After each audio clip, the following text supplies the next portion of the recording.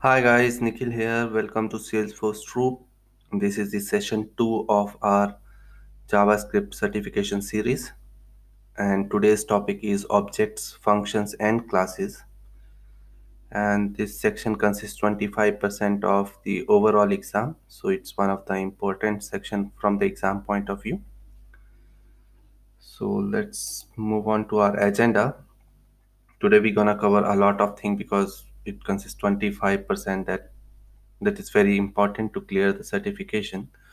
So we'll first see arrays, array methods, then we'll learn about loopings in JavaScript. We'll see the scoping, then we'll see what is hoisting, what is strict mode, this keyword in JS, functions in JS, arrow function, closures, object restructuring, date method and date objects, Object.freeze, spread and rest operator, object prototype and prototype chain, object inheritance, class and class inheritance, JavaScript decorator, and in the last we'll see modules exporting and importing.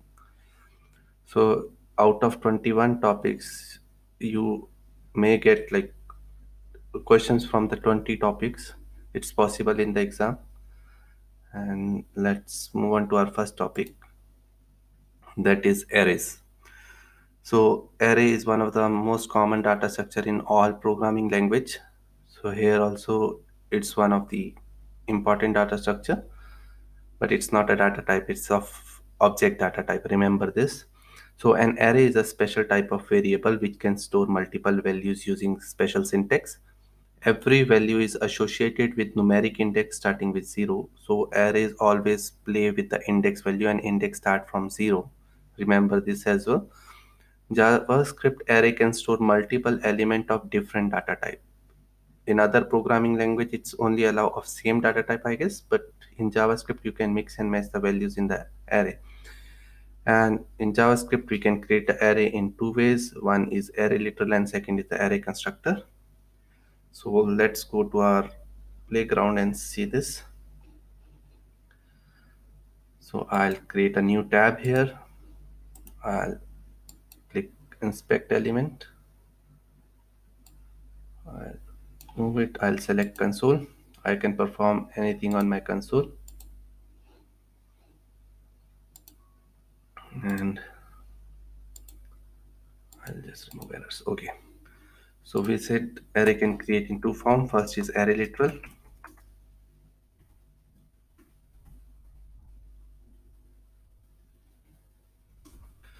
So in array literal, like we did for object literals, array literal is the same with the different bracket notations. So if I say AR and use these two brackets, this is the array literal, and it's the one way of creating an array and a shortcut way and easiest way to create an array. If I say AR is an array.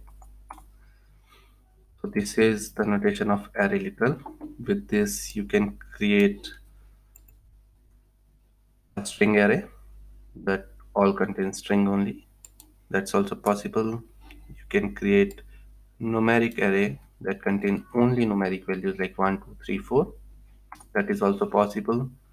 You can create decimal array. That is also possible. And you can create a boolean array as well. That is of all booleans in an array. And as we said in JavaScript, you can add any type of any data type in an array. So here you can see I can add number, string, or if I want I can add boolean as well. And now if I print mixed array, you can see it has those values. So you can create any form of array with any data type, and when you create the array with this bracket notation, we called it as an array literal. And this is one of the easiest and best approach, I would say, for creating an array. Let's see the second type of creating an array, that is array constructor. For array constructor, we know with every constructor we use new keyword with method. So here array a should be capital and it's a function. So this, when we call this method and assign to a variable called AAR, create an same empty array. Okay, and In this case, if you want to add a property, suppose I want to create a string array, I'll call the same way new array string array. I give the variable name as a string array. And now if I want to add a property, I'll call it array, the index number at which index I want to add the property. So add at 0th index property value 1. If I enter and type my string array again, you can see it has a one value or one element in an array, that to one we have assigned just now. This is one way of creating with the array constructor. We can dynamically add some spaces to array constructor by passing the number to array constructor. So it means create an array with the three blocks in it. That will be an empty block. So if I hit enter and I check numeric array, it says empty cross tree. So it has some spaces but are the empty blocks, no values assigned. And if I check the length, it shows 3. Yes, there are 3 blocks available inside it. And if we want to fill this empty array, the same approach, we know the index, so just pass the index number and pass the value. So I'm saying at 0th index assign a value 1, at index 1 assign a value 2, at index 2 assign a value 3. So I'm assigning a value 3. Now if I print my array, you can see it has all three values 1, 2, 3. And the third approach of creating an constructor array is you can dynamically pass the value directly. That is this. So in the new array, here I'm passing value dynamically. So it will take these values and assign to an array while creating an array. So now if I hit enter and I print mixed array, you can see it has all the value that we passed to this array. So this is how we can create array using array constructor. So let's go back to our slides. So we have already seen an array in JavaScript can be defined initialized in two ways, array literal and array constructor. We covered all different types of syntaxes as well. Let's move on to the next topic, that is array methods. So array methods are the method that you can perform on arrays. So let's start looking into each method one by one. So first method is push, and we use push method to add one or more element at the end of an array. Just remember, at the end of the array. So whenever I call a push method, I am adding an element to the end of the array. Similarly, push method, push and pop. So you can make the rhythm push and pop. Pop remove the last element from an array. So let's go and see these two methods. Let's say I have an array X that has four values A, B, C, D. Now if I want to add some element to the array X, I need to say array dot means the X dot push. So push is the method that runs only on array, and if I want to add a value, add an element E to the end of the array, I'll call the push method, and if I press enter, it gives me the total length of the array now. So earlier it was 4, now it's 5. Now if I press X again, it shows me the updated array. So it's like now it has 5 element and E is the last element that we have entered. So this is push. Similarly, if I want to pop an element, I need to call the array dot pop, and I just need to call this method, and this method will go to the array end and remove the last element. So if I hit enter now, it removes the last element. If I print the array again, it shows me again the 4 element only. So this is how push and pops work. Both add and remove the value from the end of the array. Now the next method is shift and unshift. So shift remove the first element and return the element, and unshift add the element in the front of the array. So push and pop work from at the end of the array, and shift and unshift work in the front of the array. So let's go and see. So now I have my X array ready that has 4 elements, and as I said, shift method remove the first element. So if I perform a shift operation on array X and hit enter, it returns the element that he has removed. And now if I print my array back, it will show me only the remaining element, that is B, C, D. So shift method remove the first element from an array. Similarly, unshift method add the element to the front of the array. So if I want to add A back, I'll pass the element and perform the unshift operation on the same array. And now if I hit enter, it returns me the length of the new array. And if I print X again, it gives me the updated array with the value A that we have just pushed to the front of the array. So this is shift and unshift. So it's very easy, push and pop at the end of the array, shift and unshift in the front of the array. Then we can go to reverse. As the name suggests, with the reverse you can reverse the order of the array. So right now my array is in A, B, C, D order. Now if I want to perform a reverse operation, I hit enter, it just reverse my order from right. Earlier it was from left to right, now it just turn your array. Now it's printing D, C, B, A. So this is how you can reverse an array. Now we have seen adding and removing the element from the front and end, but if I want to add or remove an element from at a particular index in an array, to solve this that issue, we have a method called splice. So let's go and see the splice method now. So I have the same array X that has A, B, C, D values, and if I want to remove an element from a particular index, so I'll use a splice method,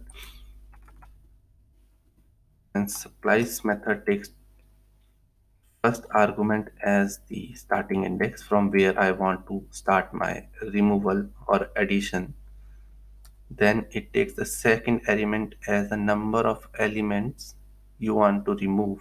So if I say 1 1, it means go to the array index 1, start from index 1. So array starts with the index 0, it will come to the index 1, and then say remove the element 1. So it said total element you need to remove 1, so it remove B from here. If I hit enter, if I give 2, the length will be like B and C will go. Okay, so I'll take 1 and I hit enter and I print my X back. It done A, C, D, so it removed the one element from index 1. Started with index 1, it's the correct statement. And if I want to add something, suppose I want to add something, I'll go to the same method. If the second parameter is 0, it means I don't have anything to remove. And if you add something after that, it will add at that particular index where we have given in the start. So if I say hooray, you will see splice C, okay, my second index is 0, so I don't have any length to remove. So it go to the third parameter, say I need to add this at index 1. So now our current status of the array is it has 3 element A, C, D. C is at index 1, but if I hit enter and print X again, you will see hooray is at index 1 and C and D is moved further. So this is all about splice, with which you can randomly add, you can add and remove an element in a random index. Let's go back to our slides. So next method is index of. So index of is most commonly used method when we have to use any filtering in an array. So this method returns an index of the first occurrence of the specified element in the array. And similarly, the last index return the last occurrence of the specified element in an array. So let's go and see this. So let's run the index of operation in the same array, that is x we are using. And now if I want to find the occurrence of element c in an array, so I'll say index of o is capital over here in the index of, and I'll say find the index of c. Whatever index you want to find, you just pass the value here, and if I hit enter, it returns 2. So that is the second index, 0 1 2.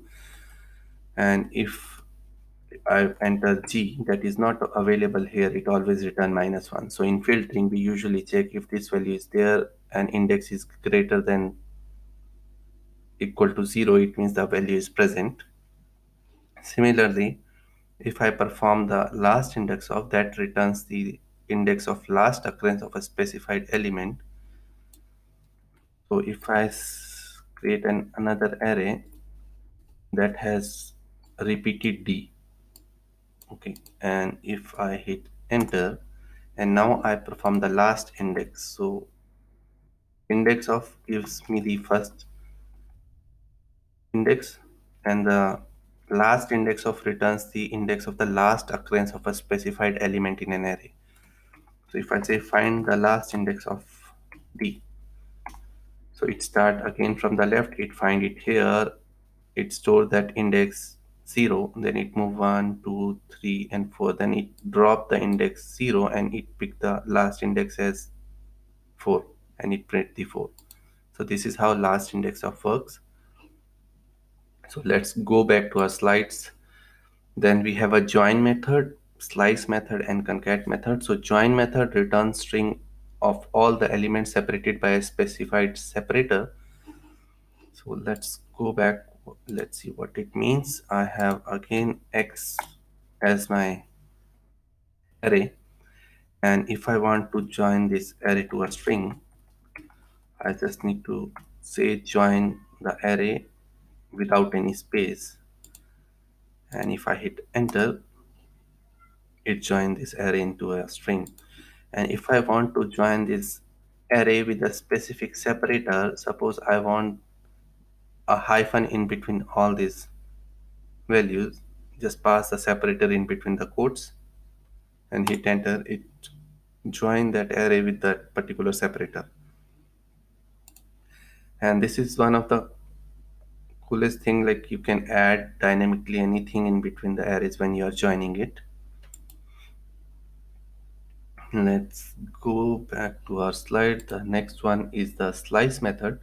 Slice and splice is most confusing, and in exam you can see a option as slice and splice both. So just to make this topic clear, slice always return a new array, but splice update the existing array. So just remember this. Now we are talking about slice returns new array, always returns a new array. So if I have my array again AAR this time, and if I want, as we said, slice always return a new array, so to hold that new array we need a new variable. And now if I say slice, what slice will do, it take first index, means the starting index where from where I need to start the slicing, and I said start with the index 1 and go till index 3. But here the catch is the last index that we said go to index 3, it will not remove the last index, it removes the index before that. So here what it does, it start at the index 1, that is element 2, and it goes to the index 3, that is 2 and 3, it goes here, but it removes the element start with 1 to 2, not the last element. So the last element is not included, and now if I hit enter and I print new array, it gives me the slice from index 1 and start with index 1 and goes to index 3. And apart from that, now you see if I print the ARR back, it doesn't mutate or change anything in this existing array. It just gives me the new copy, and it's very helpful where you have to work with the immutability. And this is a good practice to remove element from an array at a particular index. So this is our next method is concat. So concat, as name said, it do the concatenation of an array. So let's go and see how the concatenation works. So I have array X, I have array Y. We are concatenating now two array. So the concat method said concat returns a new array by combining the value of an array that is specified as parameter with existing array values. So it also returns a new array, and it takes the first array in which you want to add or concatenate and add the concat operation, and in concat you pass the another array that you want to concatenate into an X. So I want the Y values to be added into the X arrays. And now if I hit enter and print C, you can see concatenate the Y value to the X. And now if I print X, the values are remain same. If I print Y, the values are remain same. So it's also not mutating the existing array. Let's move on to the next topic, that is array methods. Continuation of the array method, but these are some important method from the functional programming point of view. So first is the map method. So map loops over the array and return a new array based on the value return. So let's see a very good example of map, and it's one of the heavily used method in LWC. Suppose I have an array of objects. So I have array and that has objects, 4 objects, and I hit enter.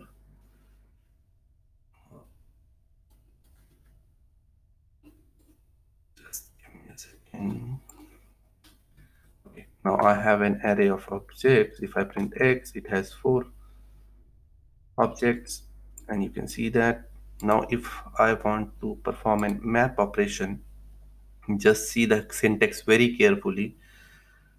The first you need to take the array, then you have to add the method like we were doing map, but here it takes the callback. Callback is a function passed as a argument to another function.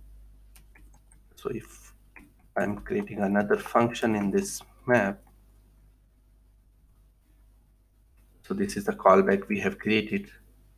Now in function we pass parameter, that is first parameter will be current item. When you run the loop, it takes the first item, then second item, then third item as a current element. Then we have a second parameter that is index, and third parameter is actual array. So index will start with 0, 1, 2, 3, 4, and actual array refers to the X. So if you want something to see from X, you can use the third parameter. And as we said, it always returns a new array, and it's very helpful when you are creating a pick list or a checkbox. So it generates a new array, and you can create a new array based on your needs. Suppose I want a new array that has a key property, and key property is current item dot name. So I'm mapping all the names to a key property, and I want all the values to be mapped to current item dot age, and I'm mapping all the age to the value property, and it generates a new array that has key and value. So this is one of the beautiful example of this map. Just remember the syntax. It always take current item, then it takes index, and it takes actual array. And this gonna be the same approach for the rest of all methods. Just remember the syntax because in the exam they're gonna play around with the syntax. And if you want to see this again, I'll show you, and we'll print what is current index every time.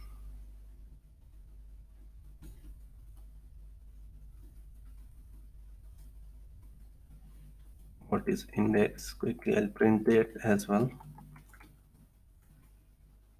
so that you will get the better understanding what each parameter is doing.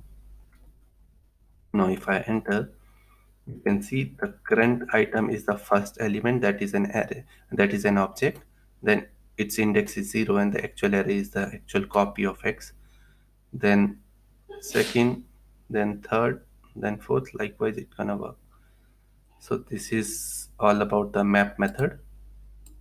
So it's one of the most commonly used method to create a new array. Then we'll see the next method, that is every.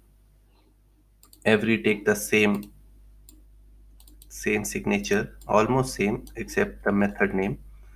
Again I'll create the same array, and now I'll say x dot every is the method name. It takes the same signature that we discussed, and the signature is current item, index, and actual array. And it's not necessary to every time define all the parameters here. You can ignore if you are not using. Just for the exam sake I'm writing again and again. And every method will check the condition that we mention in return for each element in an array. So I want to check whether the age is greater than 8 in all of the element in an array. If this condition satisfy, then it returns true, otherwise it false. So basically every returns true or false if every element in the array satisfy the condition. So it says yes, all the elements age is greater than 8. If I say greater than 50, it returns false because it's not there. Even though if I say 10, there are few greater than 10 but not all, that's why it's returning false. So every checks each and every element. So let's go back to the slides. Now the next method is filter. Again, one of my favorite and heavily used method in the LWC programming or in JavaScript. So we already have our array, and all these methods that we're discussing right now all are generating a new copy. It's not mutating the existing copy. So the filter method returns new array with all elements that satisfy the condition. So let's see what it means. It will take the filter method, take the same signature that we discussed, and it also runs some condition, and based on condition it will filter out the elements in an array. So if I say current item dot age greater than equal to 20, what it does, it run a loop along these all elements in an array, and whichever the element satisfy this condition, it returns and create a new array. So if I hit enter, it filter out all the elements from an array and gives me the array that satisfy this condition. So this is one of the easiest way to filter an array or array of objects. Let's move on to the next one. Next one is sum method. some method is almost similar to the every method. The signature is same, you just need to change the method name. It also check the condition, but in every it checks the condition of every element in an array, and those conditions should be satisfied for all the elements. Here it says whether any one of the elements satisfy this condition. If yes, just give me the true. So this is very helpful to test, just to verify whether this element is present in an array or not. So this is also one common method used in functional programming of JavaScript. And now the next method also are very helpful, that is sort. And in all programming we need a sorting, and here the signature got changed little bit. So sorting can be in ascending and descending, we'll look into that. So we have our X array, the same array, will add the method name. It will also take callback, but this time the signature will be different. It takes two values, a and b. It can be in any name, so it's more like the first element and second element, and internally it takes then second and third and fourth, and will return, will do the sorting of based on the age. Right now it's random 10, 40, 29. So if I say a dot age minus b dot age, if we are subtracting from A to B, it means we are trying to sort in the ascending order. And if I check the new array, it's in the ascending 9, 10, 20, 40. And the same signature, if I reverse it, B age minus A age, then it gonna do the sorting in the descending order.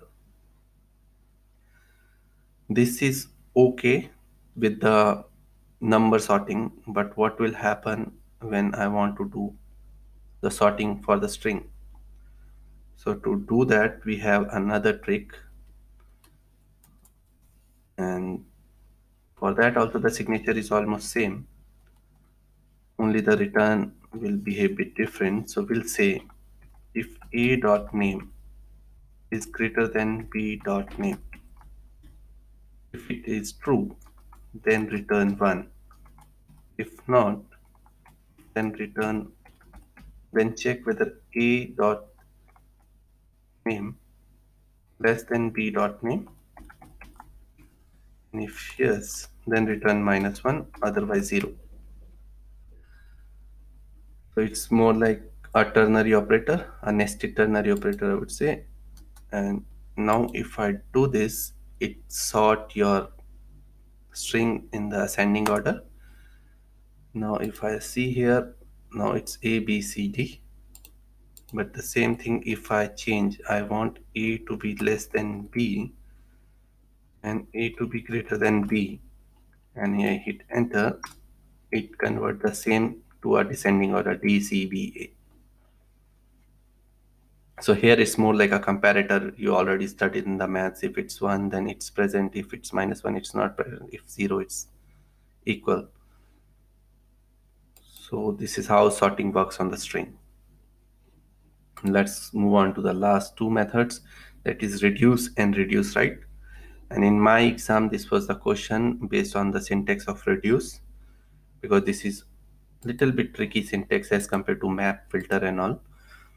So the reduce method reduce the array to a single value from left to right. Just remember, left to right, reduce the array.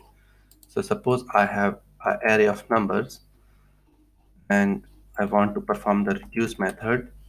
As I said, reduce method reduce the array to a single value. So if I want to reduce it, and by how I can reduce, I can either by the summation or with the subtraction. Reduce method also take the function, it means a callback.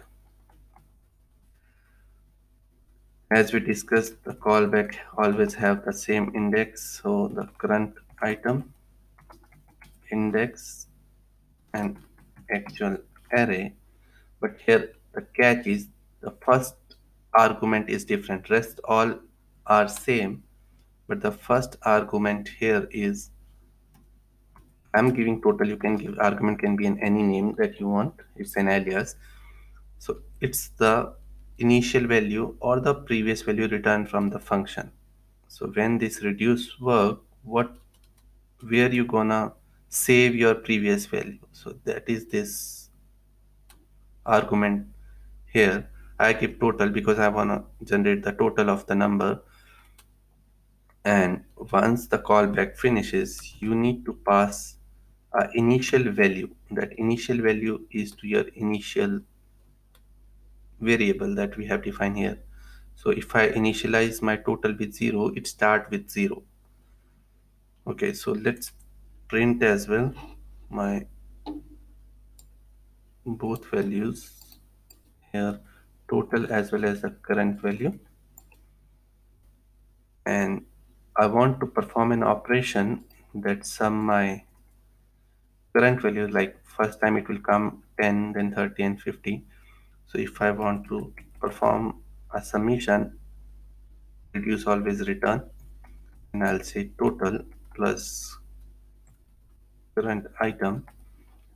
So where here the total initialize with 0. So first time it comes 0, current value will be the 10, then it sum 10.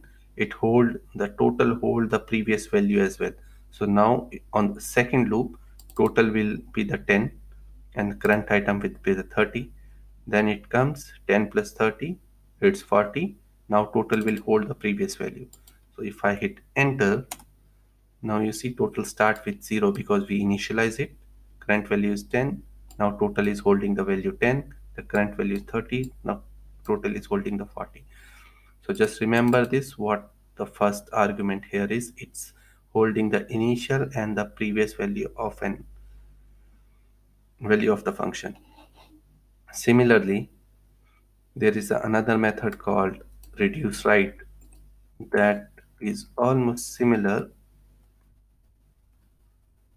Sorry, it is also similar. What it does here is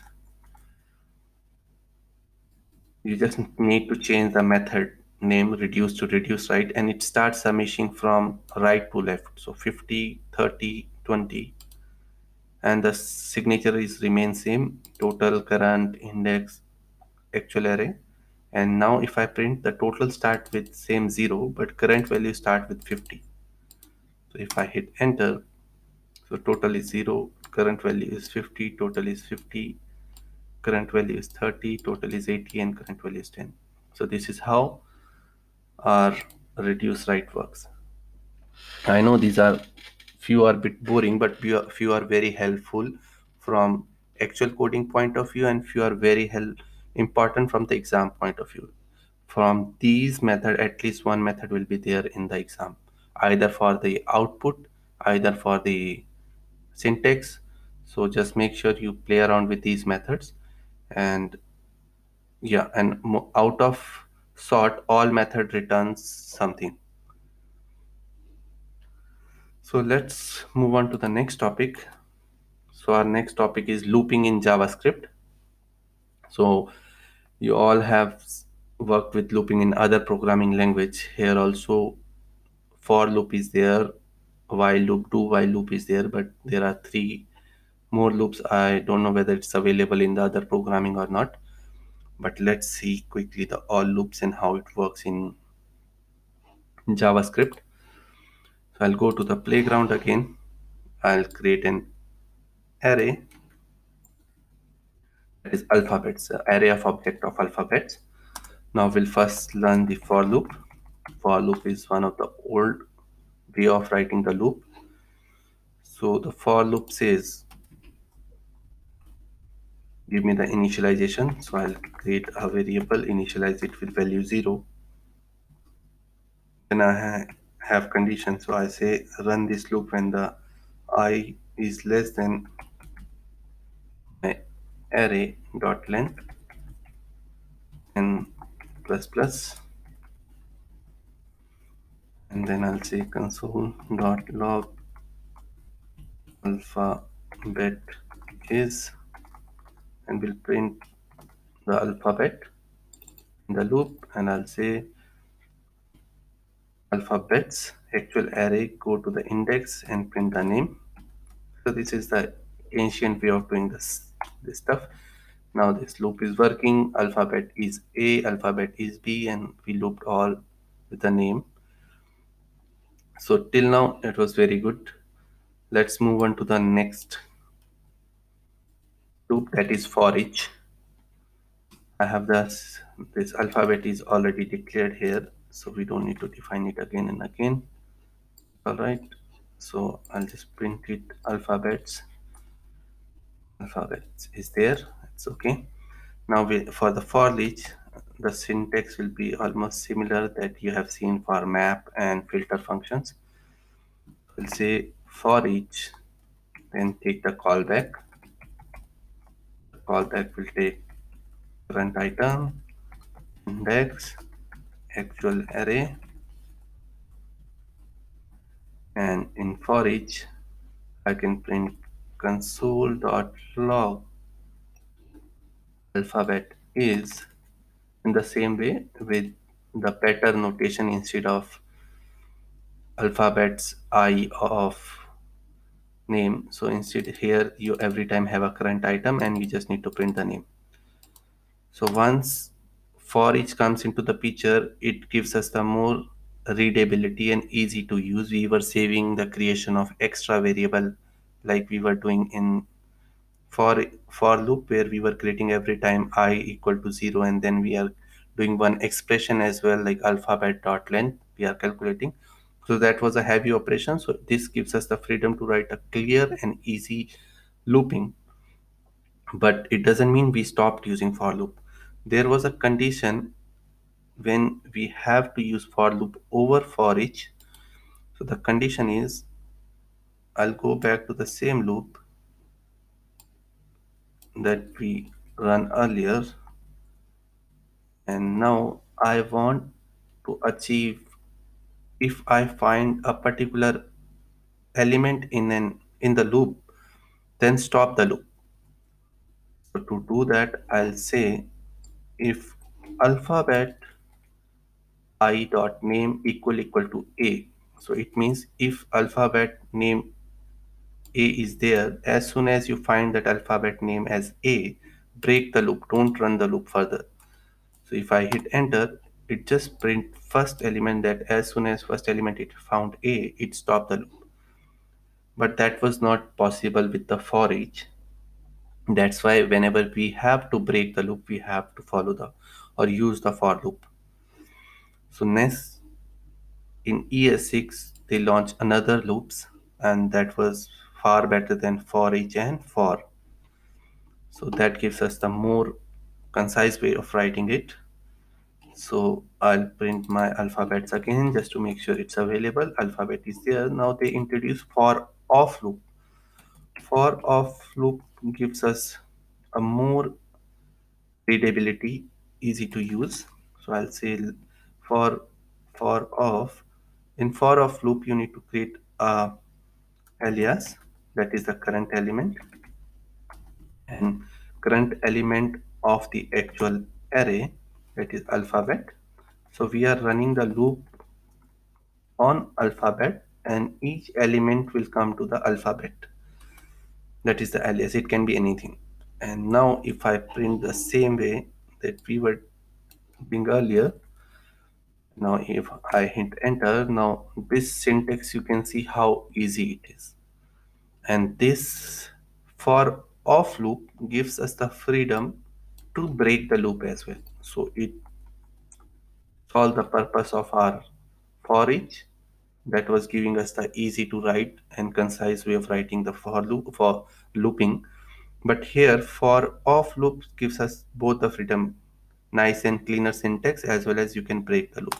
So if I break, it will work. This was a third loop. Now let's move on to the fourth loop.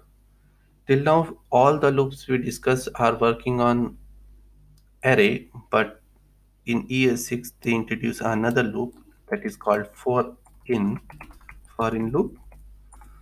So in for in loop works on an object. Suppose I have an object that is old car.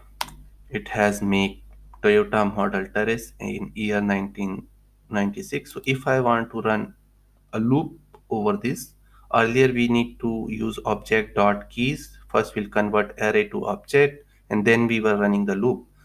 But this time for in gives us the freedom to run the loop directly on the keys of an object. So its syntax is similar to for of. So I'll say the key here is make, model and year. So say take key from the actual array, that is old car, and run the loop. If I want to print key and the value, so to fetch the value I can say from the key, from the array, pass the key, it gives me an value of that object. So if I hit enter, it gives me the key and value. So I'll repeat it this loop again. For in loop work on an object. So it takes the actual object and the key of the object. Each key, I would say the current key, and now it print the current key. And we already know how to fetch the value from the object. So you need to pass the key name to the object, and it gives us the value. So this is the another loop. Let's go to another two traditional loops called while loop. So we already know the syntax of while loop. I'll create a variable a, and while loops, we use while loops when testing for a condition before the first iteration of the loop. So we test the condition first before the iteration of the loop. I'll say run the loop if a is less than 10, and I'll print that value and say a, print a every time, and increment a as well. So if I print it in the number until the time it satisfies this condition. This is pretty easy. You will not go much into that. Apart from that, there was another loop do while, and we were using the do while when testing for a condition that is found after the first iteration of the loop. So I have created an example to explain this better. I have a variable num, then I'll write the do.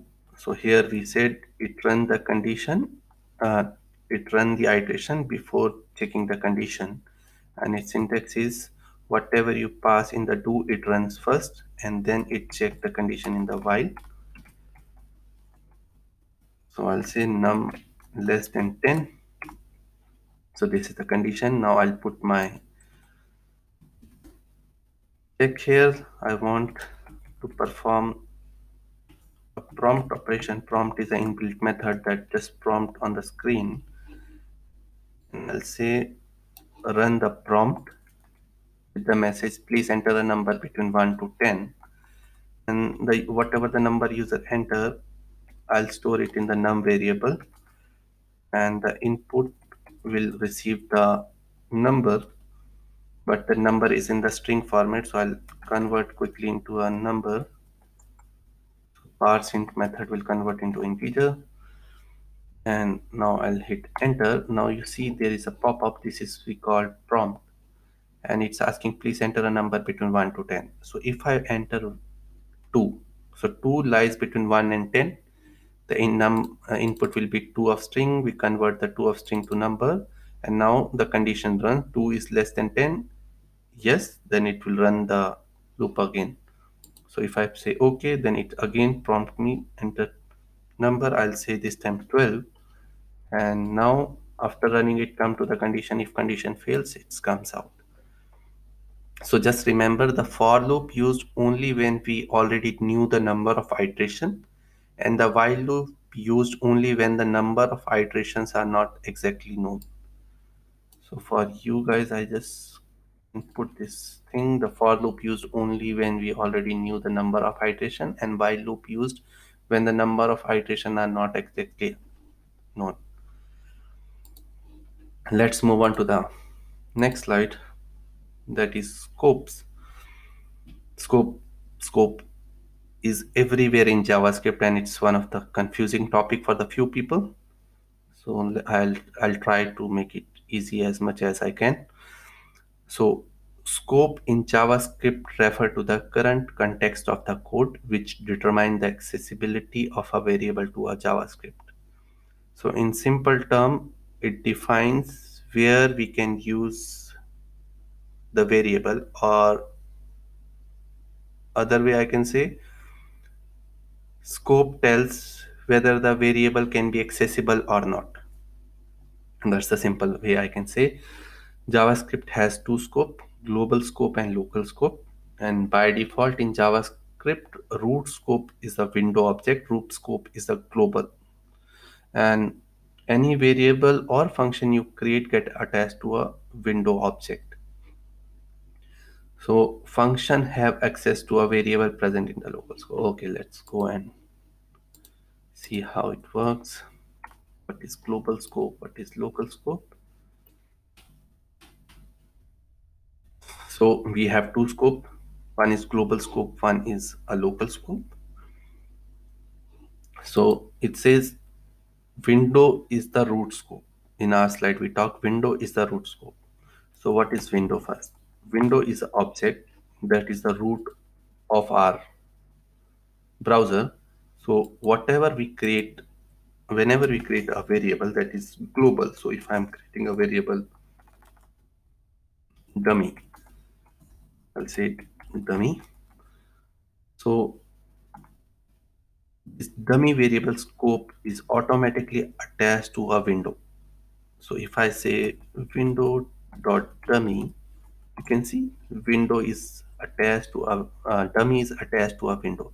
So just remember, root scope is window. When there is no scope, it automatically attached to a window property. Window is an object.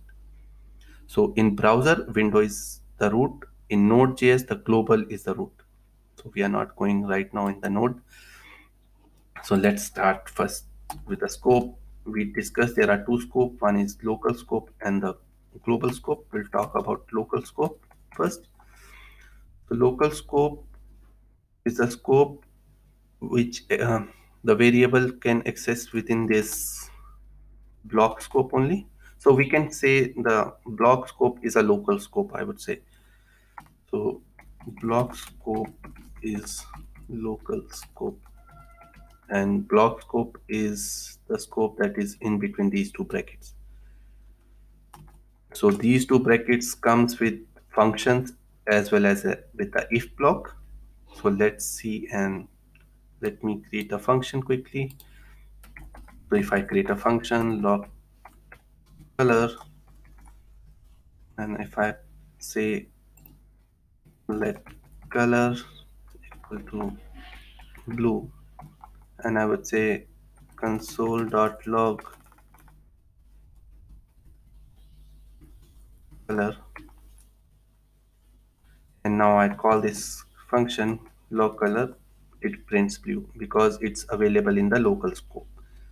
And the same thing, if I print outside color, it will throw an error because color is not available outside this block scope, because color is local to the log color function.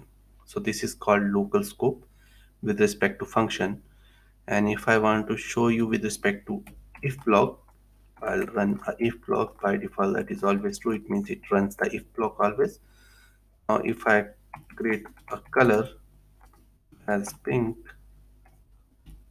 it is also in the local scope, and you can access the variable in the local scope here, but you can't print the same color outside the local scope. So if I hit enter, pink is print here for this console, but the color is not defined in the outer scope. So this is a local scope when a variable defined under the block level. Let's go and see the global scope. So for global scope, I'll say I'll create a variable and a function. I create a variable outside the function, that is color. And now if I try to add this, we can give it with a let as well, that's also Fine. Now if I try to access within the return, or I want to access it in the function, it will return the color. So I'll say return sky color. I call this function and it returns the color blue. So as we are calling the variable that is defined in the global inside the block level, it able to access that. So global variable is more like stars. Anybody can see that. Now there was a problem with global scope. We should try avoiding or using the global scope. That the term is called scope pollution. So scope pollution is when we have too many global variables that exist in the global namespace, or when we reuse variables across different scopes. Scope pollution make it difficult to keep track of our different variable and sets up for potential accident. I'll show you a basic example. I'll create a number 50 that is in global scope.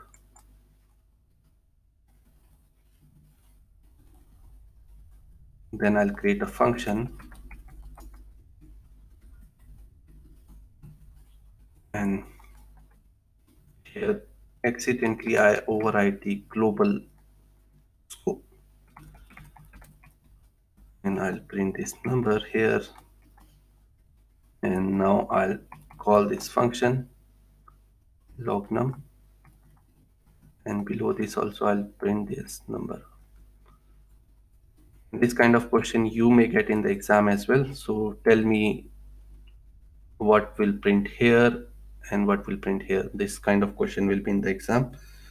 So here we are accidentally overriding the global variable inside the local scope. So once the JavaScript start parsing, it set the number with 50, then it comes, it call this method call, then we accidentally update the num to 100. Now if I print num here, it will print 100, and now if I print outside this function, num is also 100. And this is one of our example of scope pollution where accidentally someone update the global scope and it impacts the other functions as well. For this small example, you may think, oh, I can avoid this, but suppose a program is of like 700, 800 lines where somebody has written another module based on the same variable, but you are accidentally update that. So that time it cause an issue. So this is called scope pollution. Let's go to our next slide that is called hoisting. So hoisting we discussed little bit in our session 1, but this time we'll understand what exactly hoisting is. And hoisting is a JavaScript default behavior of moving declaration to the top of the current scope. So by default, JavaScript take the declaration to the top, not for the variable, but for the functions as well. Variables and const declared with let or const are not hoisted, that we already know now, because let and const introduced to avoid hoisting mainly. Then JavaScript only hosts declaration, not initialization, and function definition hoisted only occur for function declaration, not function expression. Okay, let's see what this slide means. So we said hoisting is JavaScript default behavior of moving the declaration to the top of the current scope. So I'll create a variable called console.log hoist, and the variable is hoist hello. Now if I hit enter, I'm accessing the variable before it's declare or initialize. But JavaScript doesn't throw an error. So this is because of hoisting. Internally, what JavaScript does when the code get parsed, does that sorry. So it convert your code like this. It takes all the variable declaration to the top, and then it's initialize it. That's why once it's declared, and we know in JavaScript the variable declared with no value is considered as assigned as undefined by the JavaScript engine. So when we hit this hoist, it returns undefined. Let's see another example of hoisting with respect to function now. Now suppose I have a function called hoist function, and within this I'm calling message before variable declare and initialize. This is a local variable because it's inside the block scope. So when I call this method hoist fun, it returns undefined. So here also internally what JavaScript does, it hoists the variable to the top of the function, not outside the function, remember, to the top of the function, and convert this method or convert this code like this. So it's by default be undefined, it prints undefined, and then it's initialize the value. And these kind of question will be there, two or three question will be in the exam. The other point that we discuss in the slide, that we can't hoist the function expression. So let me explain you quickly what is function expression. When you have a function and that is assigned to a variable, so when I try to call this function before assigning it to a variable, it threw an error.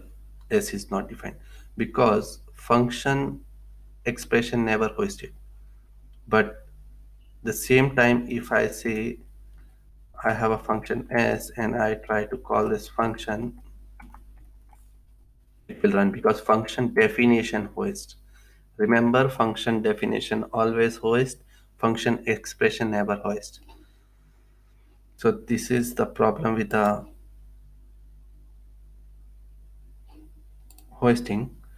And let's move on to the next topic, strict mode.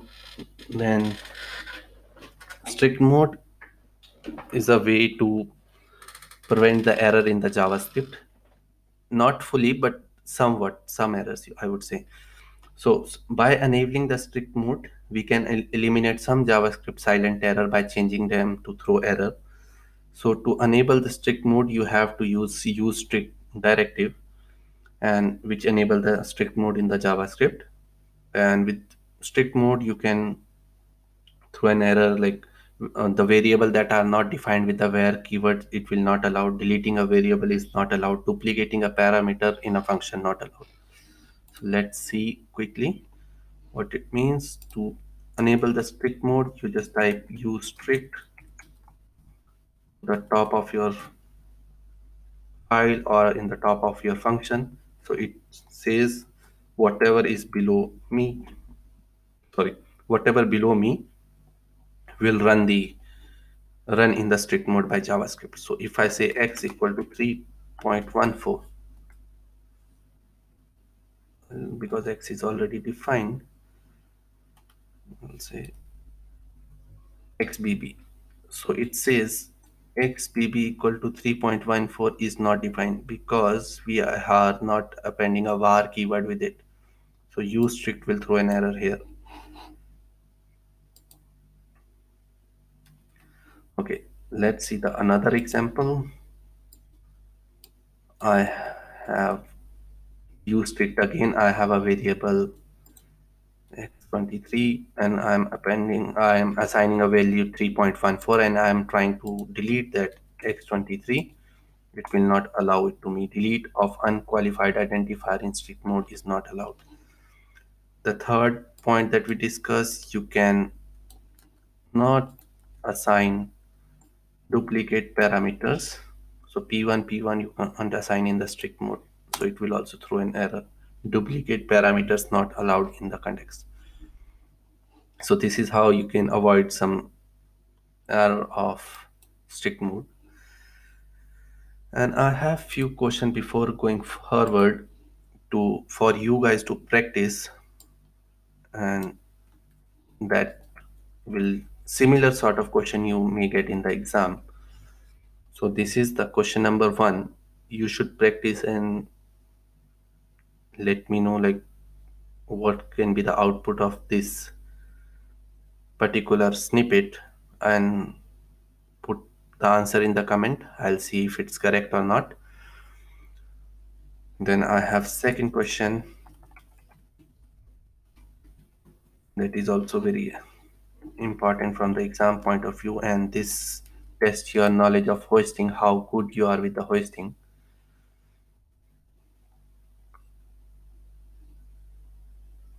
So these two questions you try to solve yourself and reply me the answer in the comment of the video.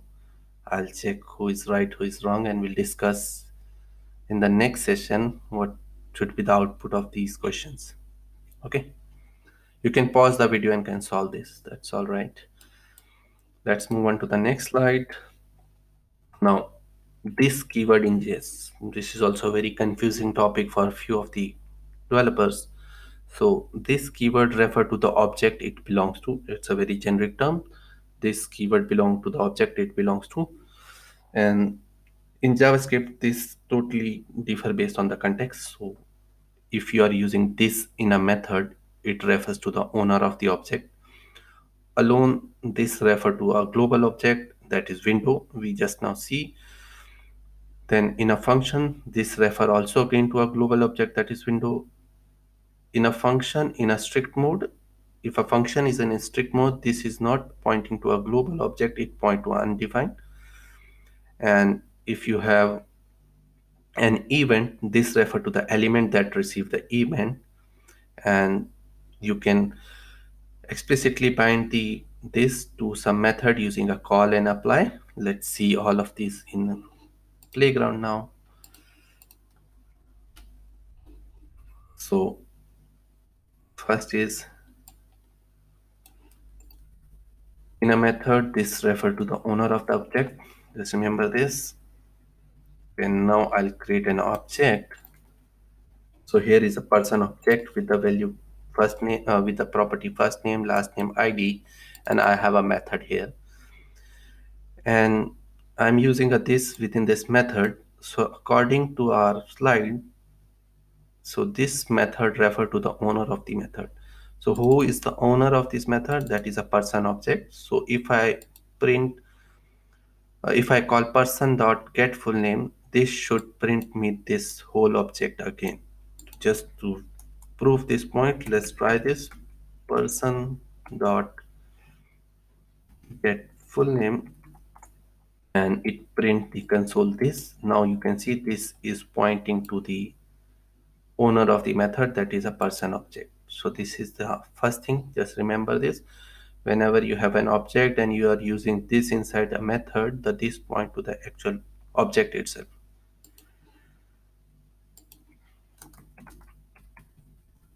So the second point is this alone is global.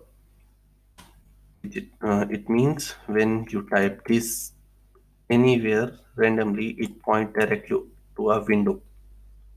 It's a window object. So you can verify it whether this equal to window, and it says true. Third point.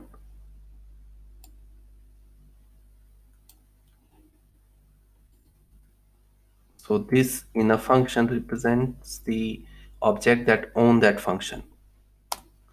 So if I have a function that is in the global scope, so if nobody is owning this function, then this is pointing to a global scope, that is window.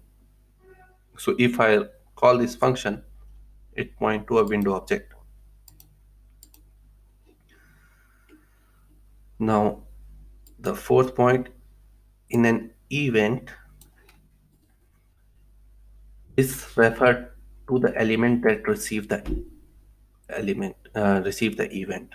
So to prove this, I'll go to my JS Fiddle editor. I'll create a button quickly here, because to prove the event of an element, I need some element on the screen. So I'll create a button, click.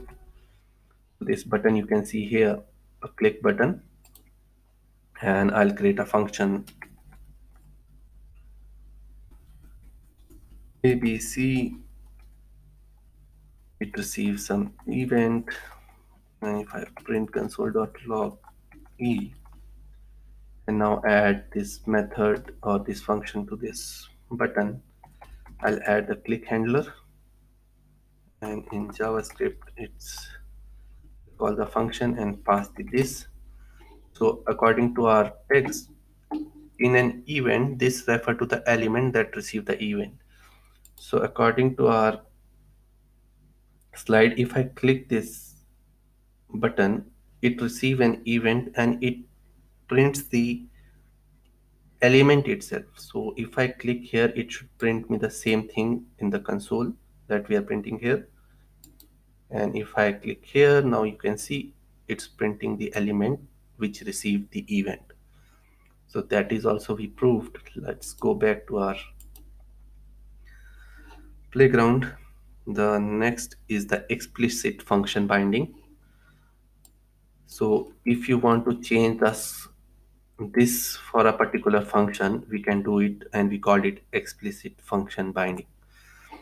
So I'll go back to the same first example where I have an object person that has first name, last name, ID, and get full name as a method. And when we were printing this was printing to the person, that was the parent object.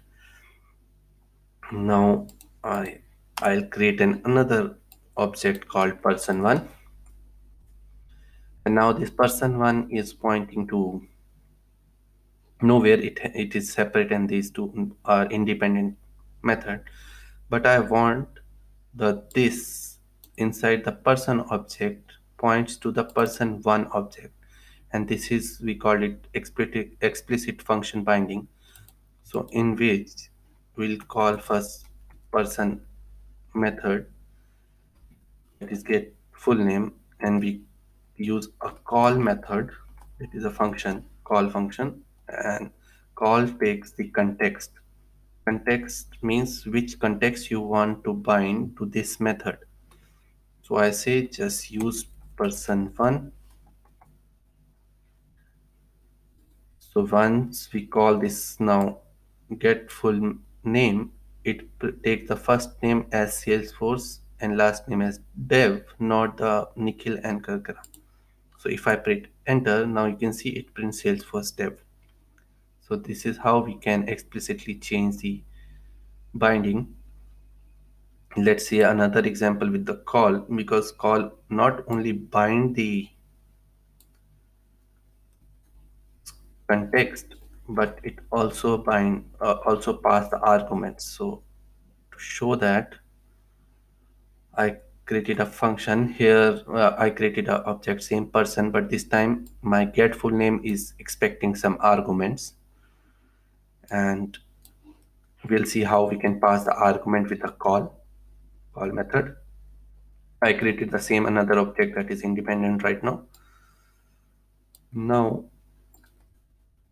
I use the call method. I say the context should be person1, and you can pass the argument after the context. So the first parameter is context, and then the rest all are the string or the argument that you want to pass to this get full name. So now if I hit enter, you will see first name and last name is taken from the context, and A and B it's expecting the argument, so A and B will receive. And the same thing, if you want to do it, there is another method called apply. The only difference between apply and call is apply pass the argument in the array form. So if I pass it, it runs in the same way,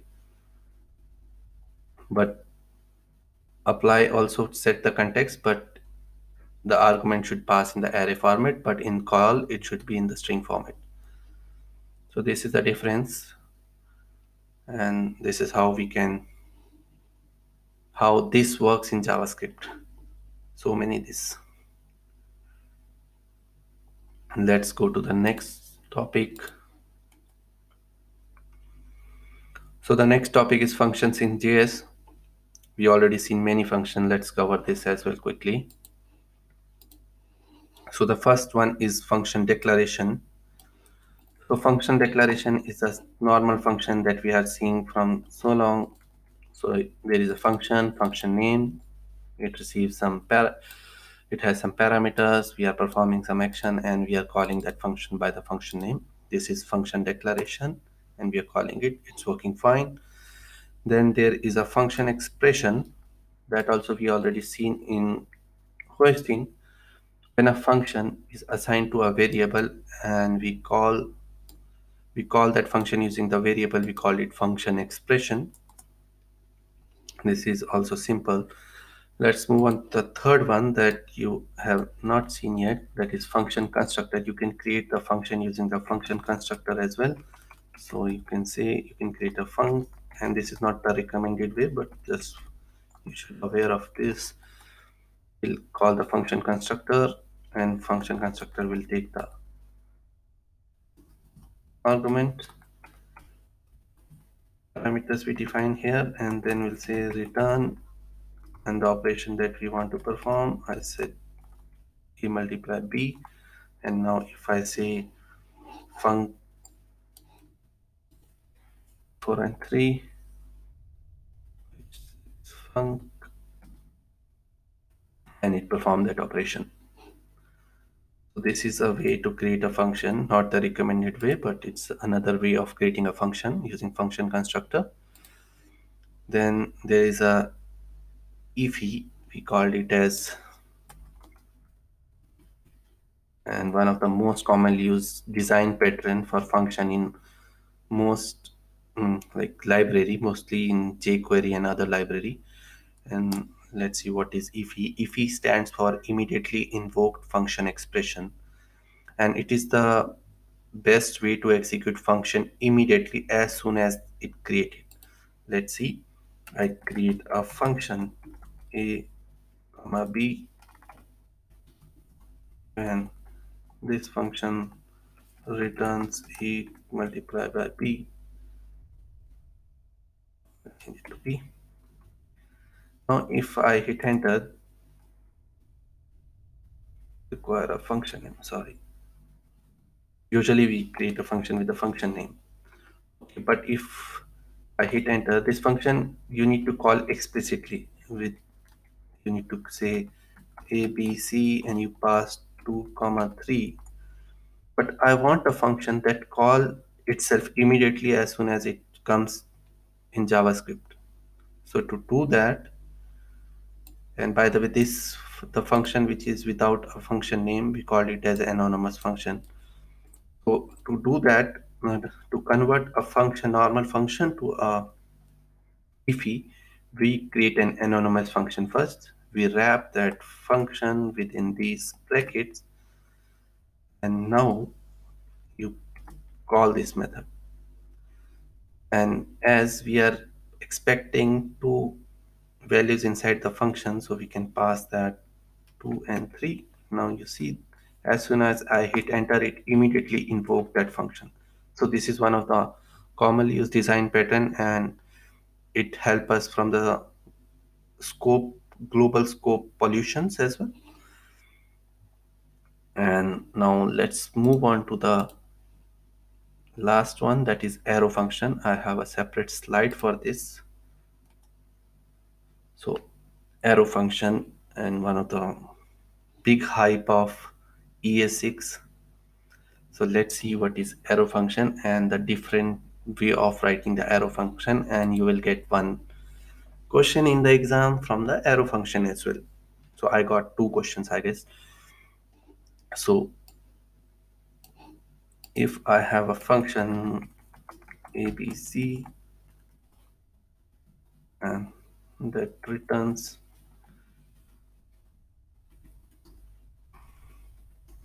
42 number, okay, this is a function. If I have to convert this function to an arrow function, so in arrow function, first you need to remove the function keyword, then you need to If it is a name function, I can say we'll create a variable and keep this bracket as it is if you want. Otherwise, it's not necessary. If there is no parameter here, you can either keep empty or you can take any underscore, anything. I'll keep it as it is. Then this part I'll replace with this bracket, especially I'll replace with the arrow. And if there is no condition or execution is happening inside this bracket, you are directly returning something. You can avoid the return statement and just pass 42. If I call ABC, it returns me a 42. And we call this notation as arrow with no parameters. Okay, now suppose I have a function same ABC with a parameter x and you are returning x. Okay, so now if I have to convert function with parameter into an arrow function, it will be the same approach. I'll say x because we are returning x directly. You can ignore this bracket as well. This is also a valid syntax because only one parameter is there.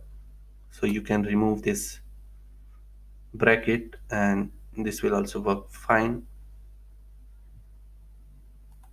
Both is the, or you, if you want, you can keep this bracket as well. That's not an issue. And if I call ABC with 3, it returns 3.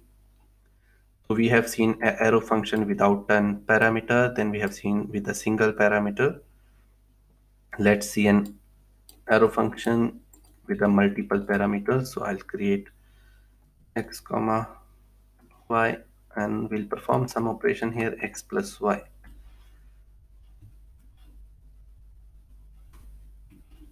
So now if I have to convert this function into an arrow function, I'll go with the same. I'll say ABC.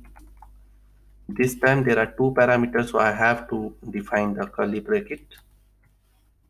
But before returning, I'm not doing any manipulation or any operation, so I can return directly x plus y.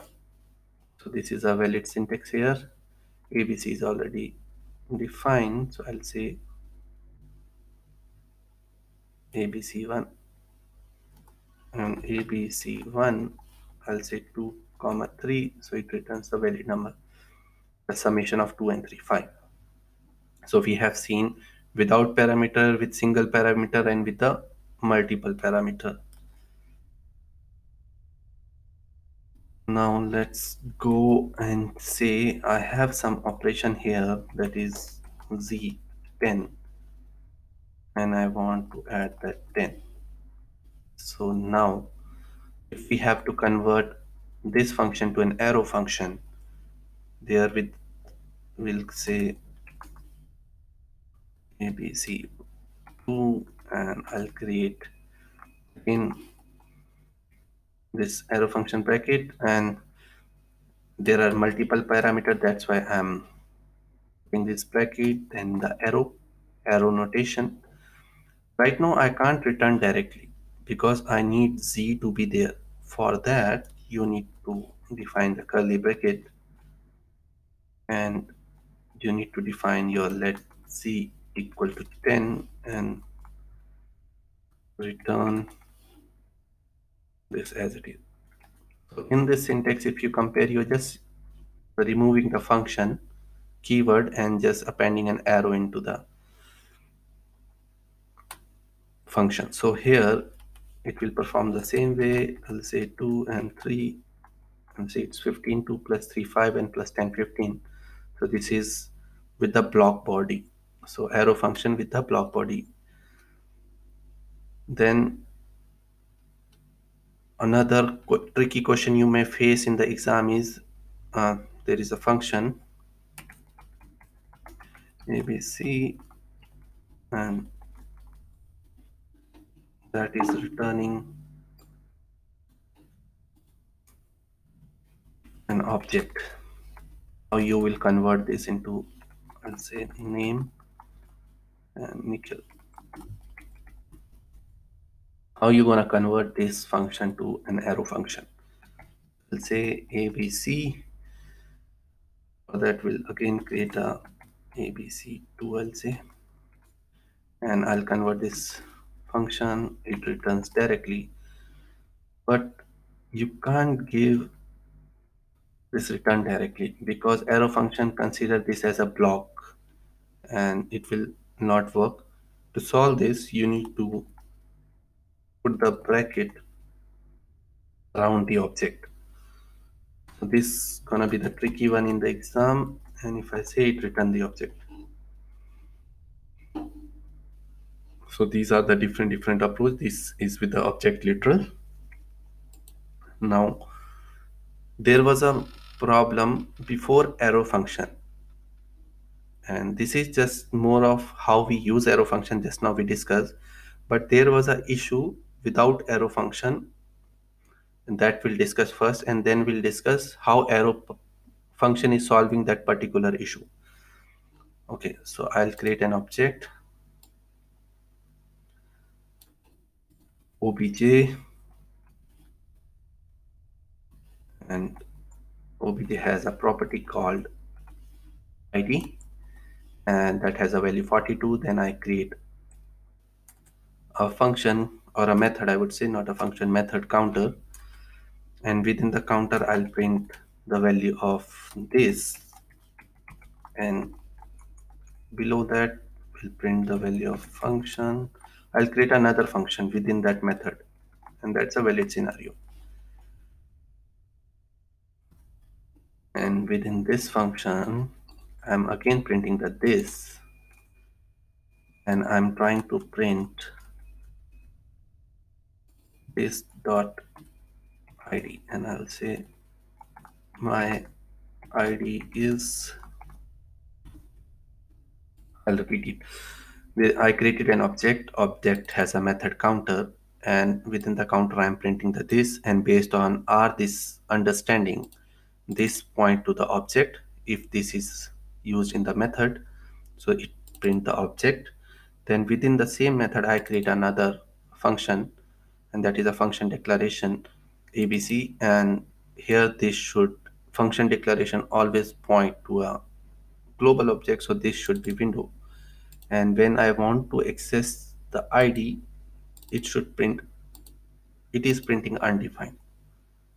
So I'll call that method just below this abc, and I'll say obj counter, call this method.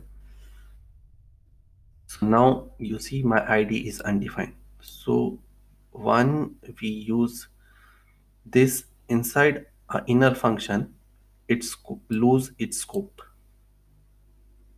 So to solve this problem before arrow function, what we were doing was there is a method called bind that help you to bind this to a function. Call and apply we saw earlier, but here it's bind that says before that many people were using this approach as well. They create another variable that is a global, and they assign this to that, and they change it to that here. This is one approach. So if I print, it says my id is 42. So this is one approach, and the recommended approach earlier given by JavaScript, they said you can bind. If you are going to inner function, you can bind this to that function, and you can call that function. So there is a bind method that bind this to a function, and if I hit enter and call this method again, it print the id. Oh, okay. I forgot to change that. So I say this, and I'll hit enter, and I'll call object.counter again. You can see my id is 42, and now all this is pointing to the current object. So this also pointing to the current object, this also pointing to the current object. And to solve these issues, we come up with an arrow function. So if I have the same method and I'll convert this function to an arrow function, it solved my issue. I don't need to bind or do anything, because arrow function take this of the parent. So if I now hit enter, parent function, not the parent object, just remember this. So arrow function take the this as of the parent function, not the parent object, and I call object.counter. Now you see it's still print the 42, and to solve this issue actually we introduced arrow function. Now where not to use arrow function? So if you have an object with a method, never convert an method to an arrow function. The reason is, I'll just show in a minute. Obj.counter, and if I call this here, as I said, arrow function, this point to a parent function. The parent function is not there, so it's pointing to a parent window, but it's not pointing to a parent object. So just remember this. So this is all about arrow function. We have seen different types of notation, we have seen different types of use cases. Let's move on to the next topic, that is closure. So closure is a design pattern commonly used in all of the libraries, and this is mostly important from the interview point of view if you are looking for a JavaScript job. So closure is a pattern in which an inner function has an access to an outer function variable and argument. So in exam, or not in exam, in interview, usually interviewer asks you to show me an example of closure, how you can access the outer function variable from the inner function variable. So let's go and see a closure.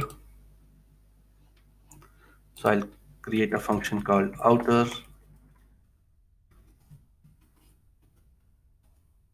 I'll say there is a variable in outer called counter. So this is the property, local property of outer. Now I say return another function. I'll give the name inner, and I'll return within the inner function counter plus 1. I'll use as assignment operator, and I'll return counter. So let me repeat what I have done here. I created a function called outer, and within that outer I declare a local variable. I'm emphasizing the local word here, so local variable counter, and then I create a function that is returned by the outer function, and the inner function incrementing the counter and returning the counter. And this pattern is called closure, in which when we run our outer function, it returns the inner function. And now if I uh, if I run the return function counter, it start giving me the value, and it's always holding the outer function variable or function or any method or object. So even though it's already run, it's already executes its operation outer, local variable should be destroyed. But if you're having a function that is returned from another function, the inner function hold the scope of the outer function. And this design pattern, we called it as closure. This is important concept from the interview point of view. So let's move on to the next topic. The next topic is object destructuring. Object destructuring is a new and a cleaner way of getting or extracting the values from an object or an array. So I'll show you before destructuring what we were doing. So before destructuring, suppose I have an object employee, and if I want to assign a value first name to a first name variable, last name to the last name variable, what we were doing was we were creating the five variables and we were assigning it individually. And if there are many, we have to do the same process again and again. To solve this issue, not issue, but to solve this tedious process, we introduce destructuring. So what destructuring says, if you want the variable name same as the object property, you just define it in the curly bracket and I will destructure it. So if I say from employee destructure first name, destructure last name, and destructure position, so it create first name variable and assign a variable value employee dot first name to the first name value. The catch only here is the variable name and the property name for destructuring should be same. If I print first name, it's Nikhil, last name, it's Kakra. This is one way of destructuring. Another approach or another benefit in the destructuring is if you don't know whether the property will be available or not, then you can suppose I'm expecting a property Z, but that may not be available. We can initialize it with any value at the runtime.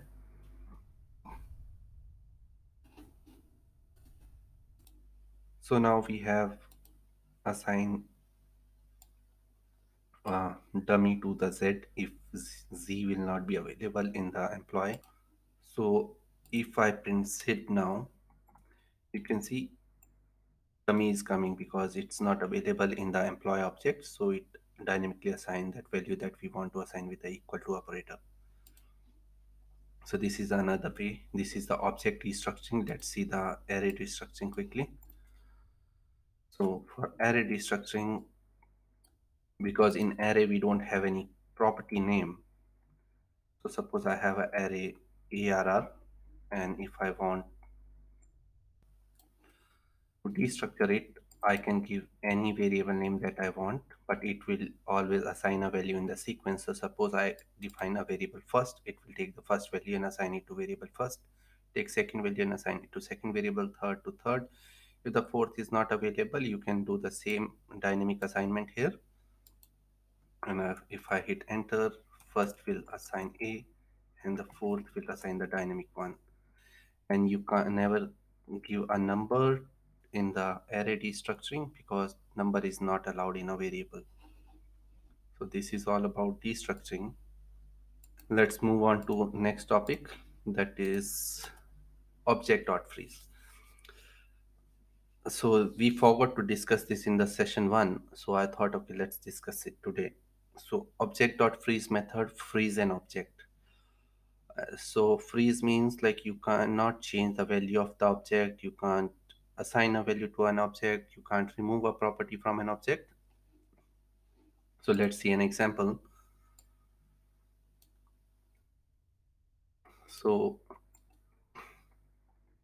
I create a object called person 5. I'll give a unique name because it's a const. And we already have seen in const we can update the value. So if I change name John to Nick, we are able to updating it. Now the person 5 value is updated for the name property. But even though I want to create a constant in which objects also not allowed to update. So to rescue that, we have a method called Object.freeze in which you need to pass the object name that you want to freeze. So now if I freeze person 5, so person 5 is freeze with the name Nikhil. Now if I say person 5 dot name to John back, and if I print person 5 again, it's not updating anything, it's remain Nick. Similarly, if I want to delete something, To delete, we know there is a delete operator. Say person5 dot name, and if I hit enter, it returns false. So it says I'm not able to delete. It's freeze. So this is all about freeze property. Can't delete, you can't update, and this is the right way to create a constant for an object. Let's move on to the next topic, that is date object. We'll go through the date object quickly. So a date object is used to work with dates and time, and JavaScript will use browser, time zone, and display a time as a full text string, and we use new date method to create the date. So if I type new date, it gives me the some date, that is 12/7/2020. So 7 is July, today it's Sunday, and the time is 10:47. So by this method you can get the current date in the string format. There are other ways as well. So other syntax is, you can, if you want to create your own date in JavaScript, you can pass the details in this order. Start with year, number, day, months, minutes, seconds, milliseconds. So if I want to create a date, remember in JavaScript months start from 0 to 11. So I'm defining a date called December 24, 2018. And if I hit enter, it generates a date December 24, 2018. Similarly, there is another approach by which you can create by passing the milliseconds. In new date, you just pass the milliseconds. In a single day, we have 86 lakh 40,000 milliseconds, I guess. And this is the number that we have in a single day milliseconds if I convert. And if I create a new date with these many milliseconds, it generates a date from January 1, 1970, and add the millisecond to this. So in JavaScript stores the date as a number of milliseconds since January 1, 1970 UTC, Universal Time Coordinate. So this you need to remember. The date starts, if you define the date with milliseconds, JavaScript stores the date starting from January 1, 1970. But we pass the millisecond of 1 day, so it is showing January 2, 1970. There is another approach of creating the date. You can pass it with a date string, and date string you already know, you can pass the date in a format October 13, 20, 14, 11, and time. So this is another way of creating the date. I'm giving it a very high level. You should know because there may be or may not be a question in the exam. Now you already create the date using a new date method, new date constructor, and we'll save this into a variable. I'll create some meaning date, not the current date. I'll define 1950 11/24. So it's 24 December 1950. Month start from 0 to 11. So 11 is December here. I'll print D. So now I'll go back to slides. So date method gives us the feature by which we can play with the dates. So if you see these dates, it's so big, and if you want to fetch some particular value, so this method will help you to rescue. These methods are available to rescue. So let's see the quickly few methods there. If you want a full year out of this date, you can call the get full year. If you want only full year without what we call without appendation of 20, so I'll say get year without the appendation of 19, sorry. So it gives me the last two digit of the year. And if I want months, I can call month, and month is 11. So remember, month start from 0 to 11. If I say date, it give me the date. And another thing to remember, day. In JavaScript, they start from 0 to 6. So 0 is a Sunday. So that's why it's giving 0. Apart from getting the value, you can set the year as well, set the date as well. So if I want to set this particular time or particular date timestamp, I can change the I can call the set year method and pass the year. And now if I print D, it changes the year for the time stamp. So now the date is 2020, 24 December, Thursday. This is at very high level, the date methods. Let's move on to the important topic that is called spread and rest operator.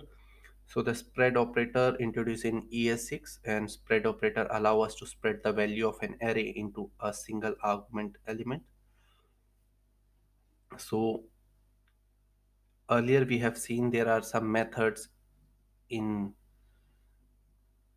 array like push and pop, and those were mutating the data. So spread operator help us to get the new copy of the data in a cleaner way, and it is very helpful when you want to create a new copy of array or object. If you want to concatenate the value or properties, you want to pass element of an array to a function as a separate argument, or you can convert string to an array. So with this single operator, spread operator, you can achieve different things. Let's see how we can achieve this. Let's go back to my playground. So we'll now play with spread operator. I have an array. So first we are learning how to create a new copy.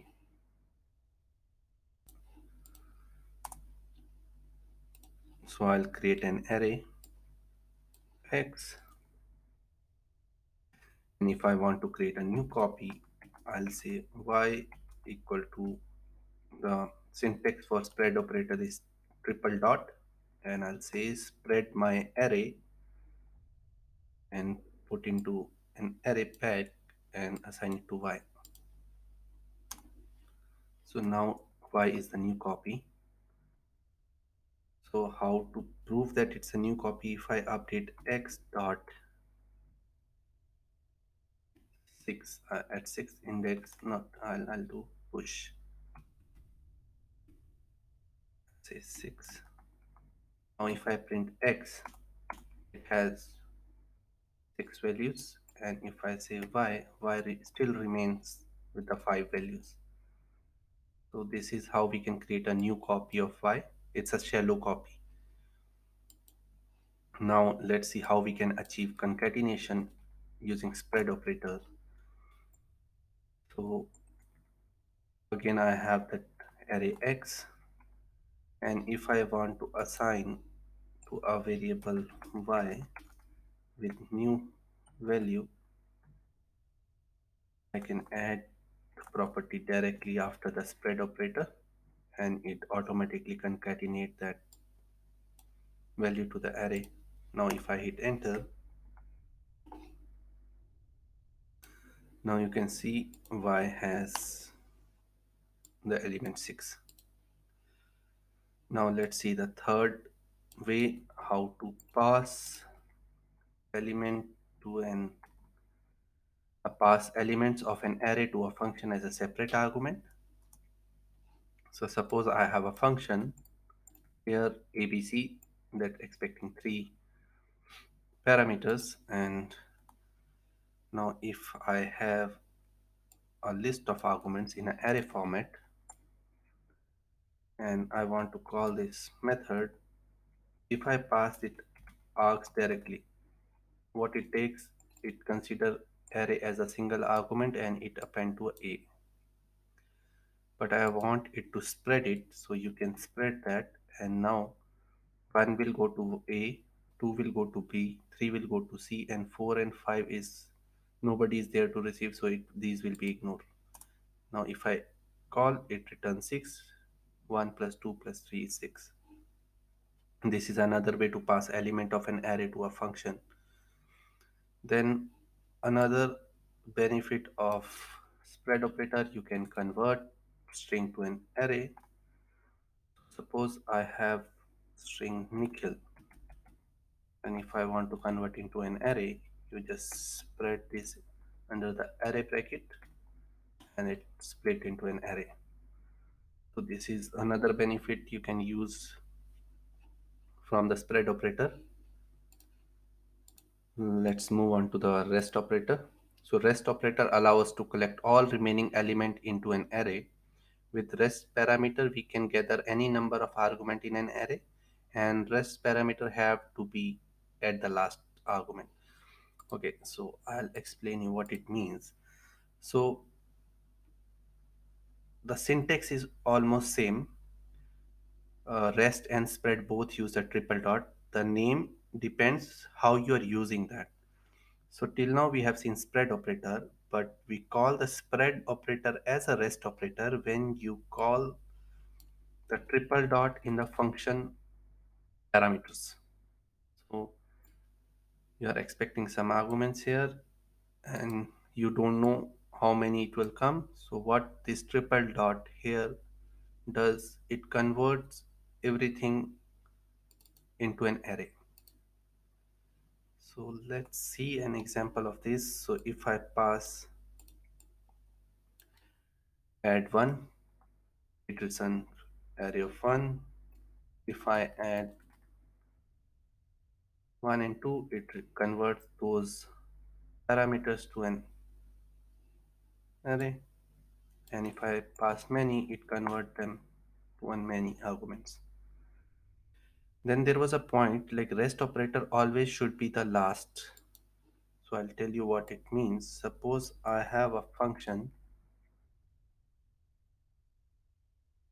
and I want two parameter as it is and the last should be the rest one, like all remaining should convert into an array. So whenever you use the rest in the function, the rest should be always in the last. And if I say console.log z, and if I call this function method now, say I have any properties and a will map to x, y will map to hello will map to y, and rest will convert into an array and map to z. So if I print first console, it should give me hey hello, and z should be the conversion of these rest property into an array. Let's hit enter. So you can see first give me hey hello and rest gets converted into an array. So this is what rest operator is. Let's move on to the next topic. Next topic is object, prototype, and prototype chain. So first, what is prototype? So prototype is an object that is associated with every function and objects by default. So to get the better understanding of this, let's go and play around with it. So there will be a two terms here. One is prototype and another will be underscore underscore proto. They are almost same, but we call differently based on the context actually. So just remember this. I'll explain you the when to call prototype and when to call underscore underscore proto. Okay, so we know how to create an object. We can use object.create method to create an object. I want object O to create and I'm passing explicitly null. So I don't want this object to refer anything. And if I hit enter and I print O, and it has no property. So it's pointing to the null. That is very simple approach. Then we know to create an object within object literal. So I create an object with property ID and name. I hit enter. And now you can see if I open this, it has two property well and good. But there is something underscore underscore attach underscore underscore proto attached to it. And if I expand this, its constructor is the capital object. So what it means is when we create an object using object literal, it's creating using an object method only. And that object method is attached to another object that is called proto. And let's go, I'll explain it more about this. And there is another way to create an array as well. So if I create an array, I'll say array.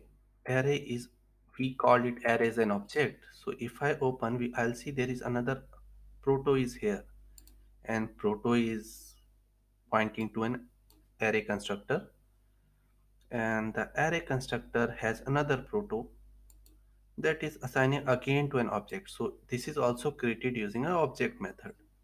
That's why we call array as an object. And there is a function as well.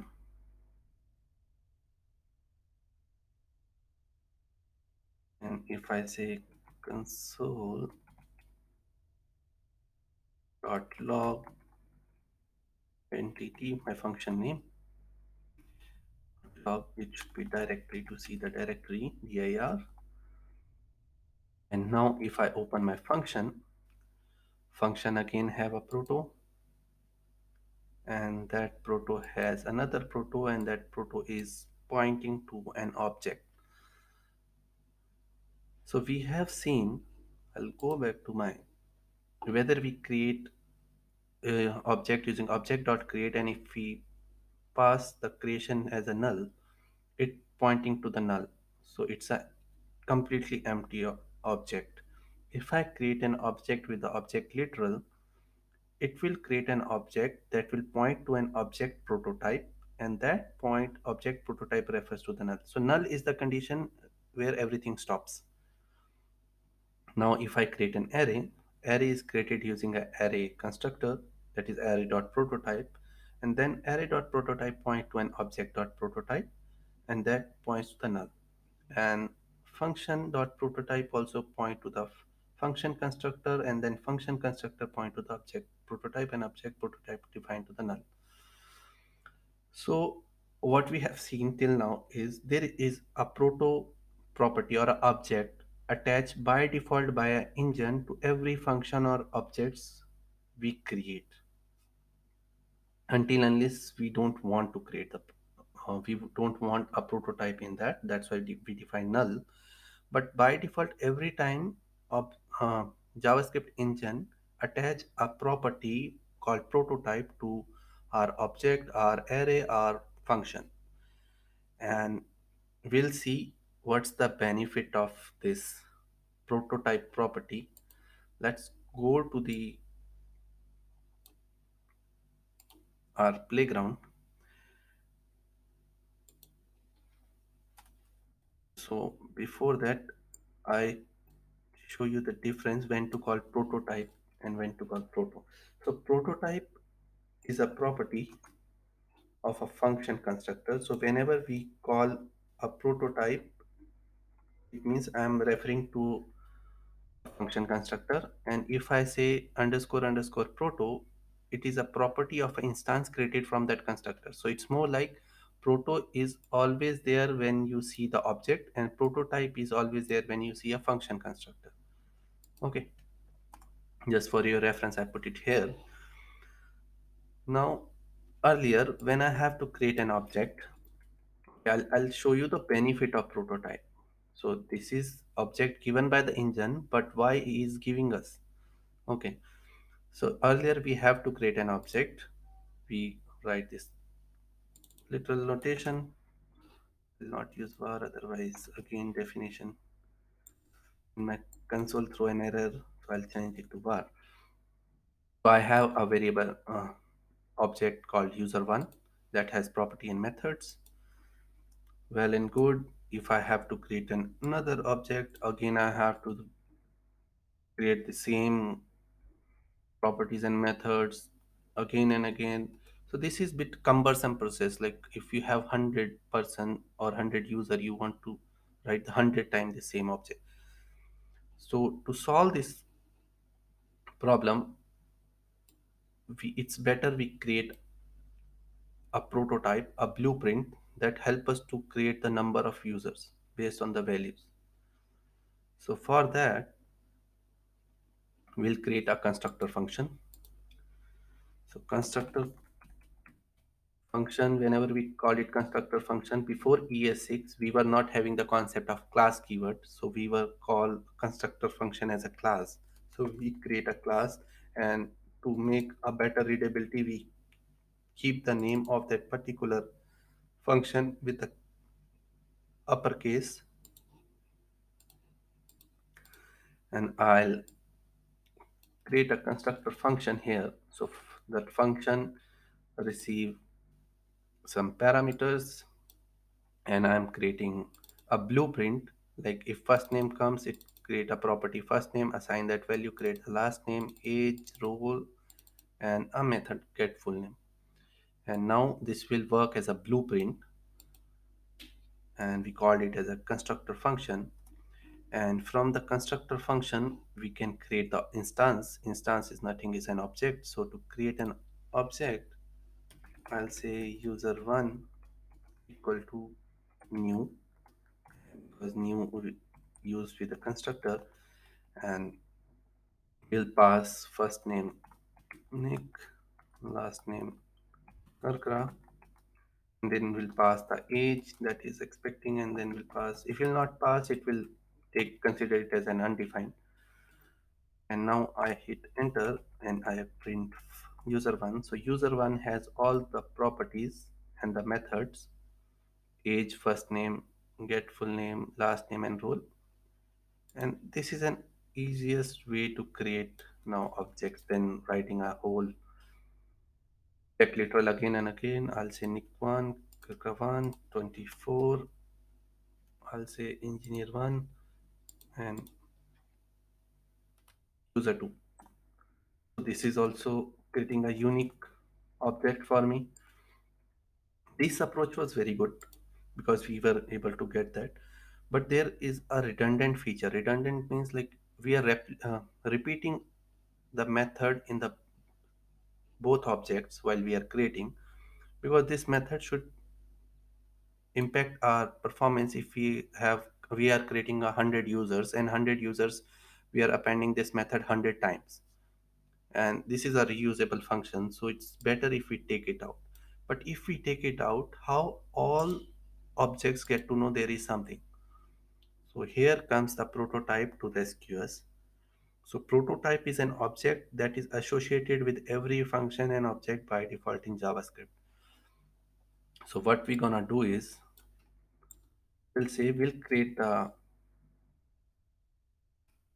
function constructor without a method, and we'll attach our all methods to our prototype of that constructor function. So I'll say whenever we use prototype, it means we are referring to a constructor function. So prototype is an object at person constructor that is created by JavaScript, and we are attaching our method to that. And once we did this, now to type and everything is correct, I guess. And now we'll create our user1. Now if I print user1, it will not show us the method, but if I go to the proto, you will see there is something automatically gets attached to the prototype. So that is get full name. And if I call this method, it will returns the name very exactly like first name and the last name we are appending here. And this is called prototype chaining as well. When we call this method, first it will come to the object, it will see do I have something. He said no, then he'll say go to my prototype. He'll say I have something, yes, then return it. If it's no, it will go to the object prototype, Then if it's not find anything in object prototype, it go to the null. That's what this diagram is trying to show you. It will go in the chain searching the values. So this way we save our lot of performance issues, and most libraries are built on this prototype concept. So now we have seen how we can attach a method to a prototype.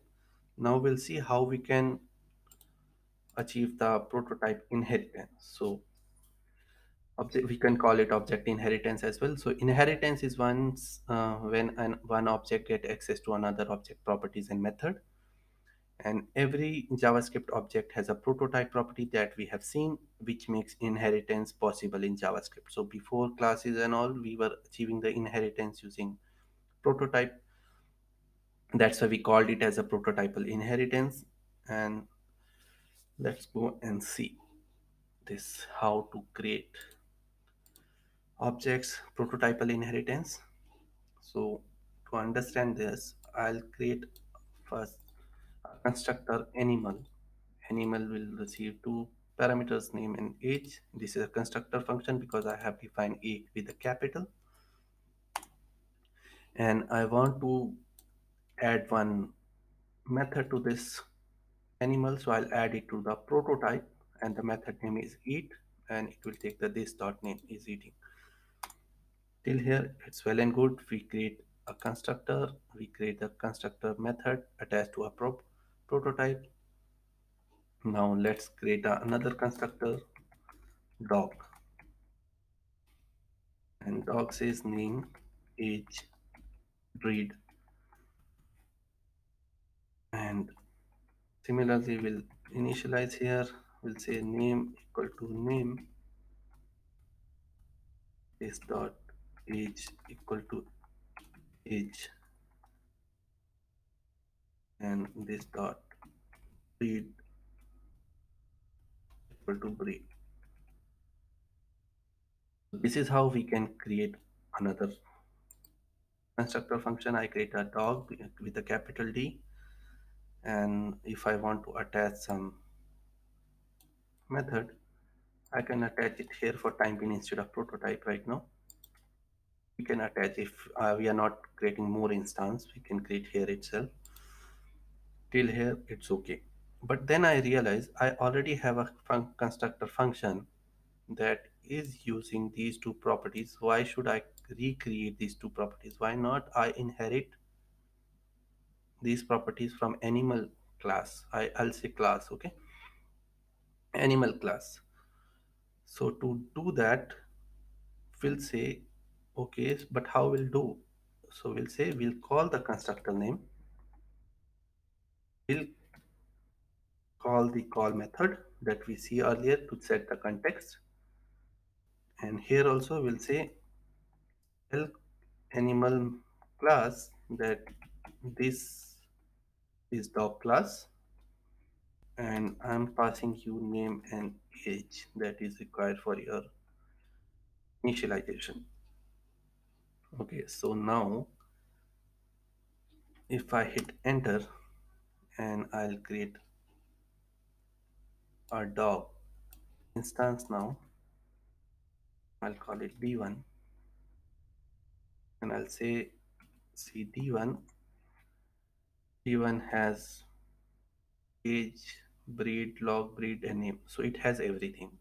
And we said, oh yeah, it's inheriting, so that's why we are able to see age and name. Let's confirm whether it's inheriting the prototype as well. So prototype method is eats. So if I say eats, it's not inheriting it. It's inheriting only the objects and method that attach to that particular constructor function, not to the prototype. To rescue this, we'll say we'll say okay, we inherit all the properties. Let's inherit the methods use using object.create. So this is my constructor function, and for constructor function I'll say dog.prototype. I'm saying set the prototype of dog we'll create a object.create, and we'll map the animal prototype to the dog prototype. And now if I hit enter, and I'll say D2, I'll create a new instance D2, and D2 has D2 age and all.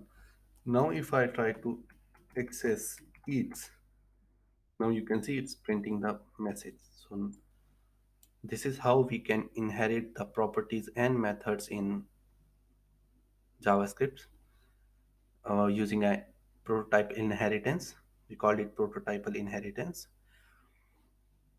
And let's go to the next slide where I'm explaining this in the diagram. So first we create the animal constructor, and the time we create the animal constructor, we automatically a prototype got created, and to that prototype we added the eats method, and animal prototype will automatically had a proto that is pointing to the object.prototype, and that object.prototype pointing to the null. Okay, and then we create a animal one instance, and that instance is pointing to the prototype. We are able to access that prototype. Then we create a dog constructor. Dog constructor has its own prototype, and that prototype again pointing to the object type. And when we add object.create animal.prototype, it break this reference from direct object prototype to an animal prototype. So now it access the animal prototype, and the chain become dog prototype dot animal prototype dot object dot prototype. This is what it's happening internally. And this is very confusing topic. Like it's very tough to explain or visualize it until unless you play around with it. So let's go to the next topic now, that is classes. And I hope you guys are more comfortable with classes than the older way of inheritance. Class got introduced in the ES6, so it was not earlier available. A class is a type of function, but instead of using the keyword function to initiate it, like we were doing earlier for the constructor function, we can use the class keyword as it is, and the property are assigned inside the constructor method. So let's go and see this. So we say creating a class, you need to use the class keyword. The class name I'm giving again animal, and if you want to define or initialize some properties, you need to define a constructor, and constructor will receive and initialize it. Constructor only initialize once. And now if you want to add some methods, you can add that below constructor.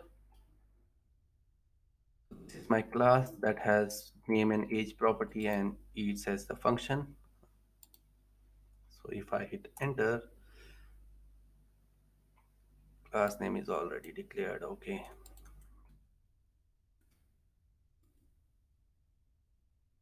animal1 is my class name now.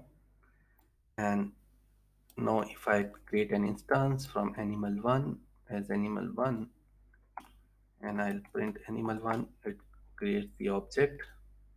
Internally it's working like a prototype only. And if you see, as I said, the best performance is when you attach the method to a prototype. When we create our class internally, it's also assigning the eats to a prototype. And if I say animal1 dot eats, it's available. Animal1 is eating. This is well and good. So this is how we can create create an object or instance. So now if we have to do inheritance, okay, so for inheritance I'll create another class called dog, and dog has breed property, and I'm logging the breed. Dog is also available. I'll say dog1,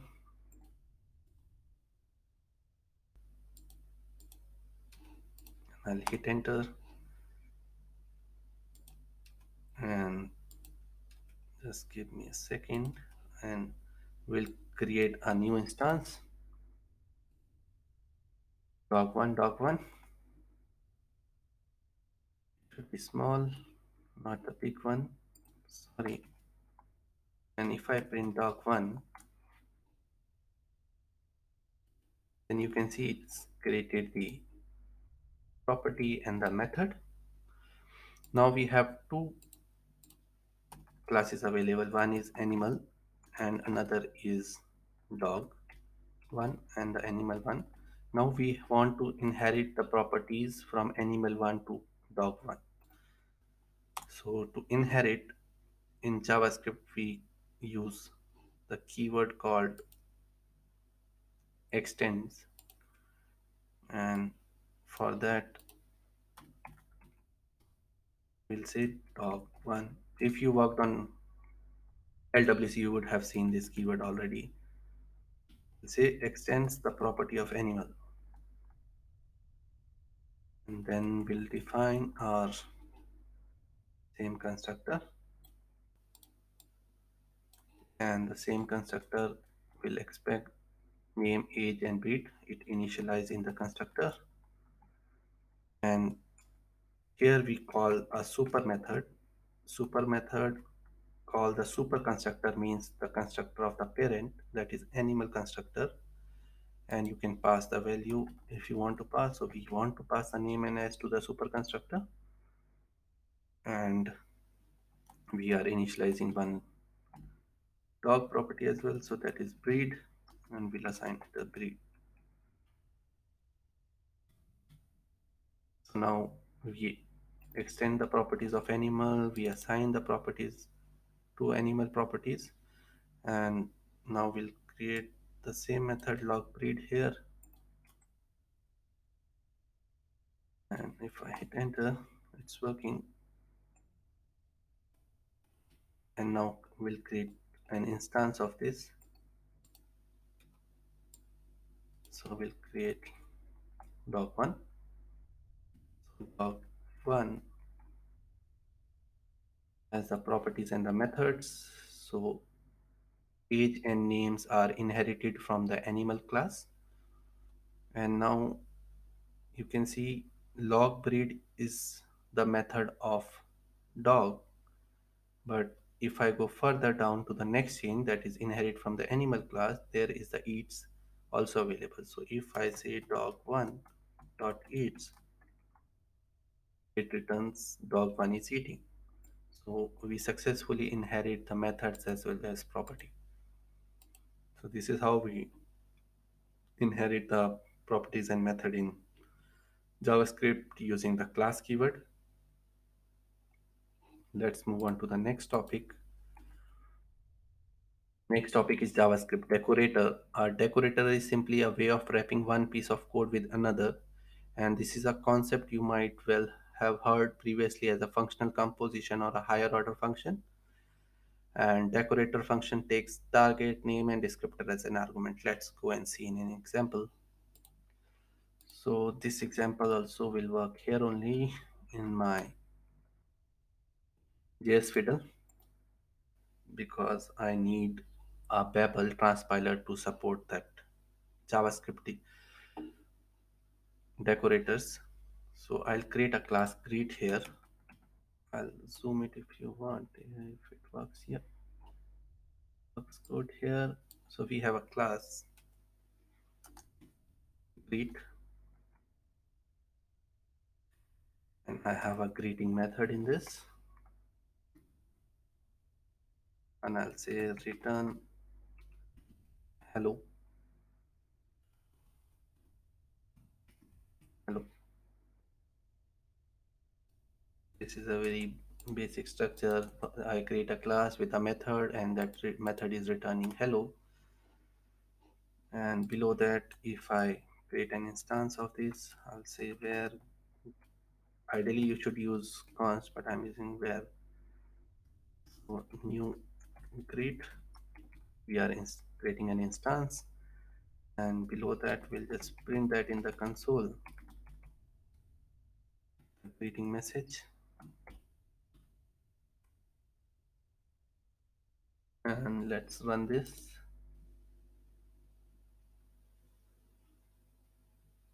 Oh, I forgot to add calling brackets, so let's run it again.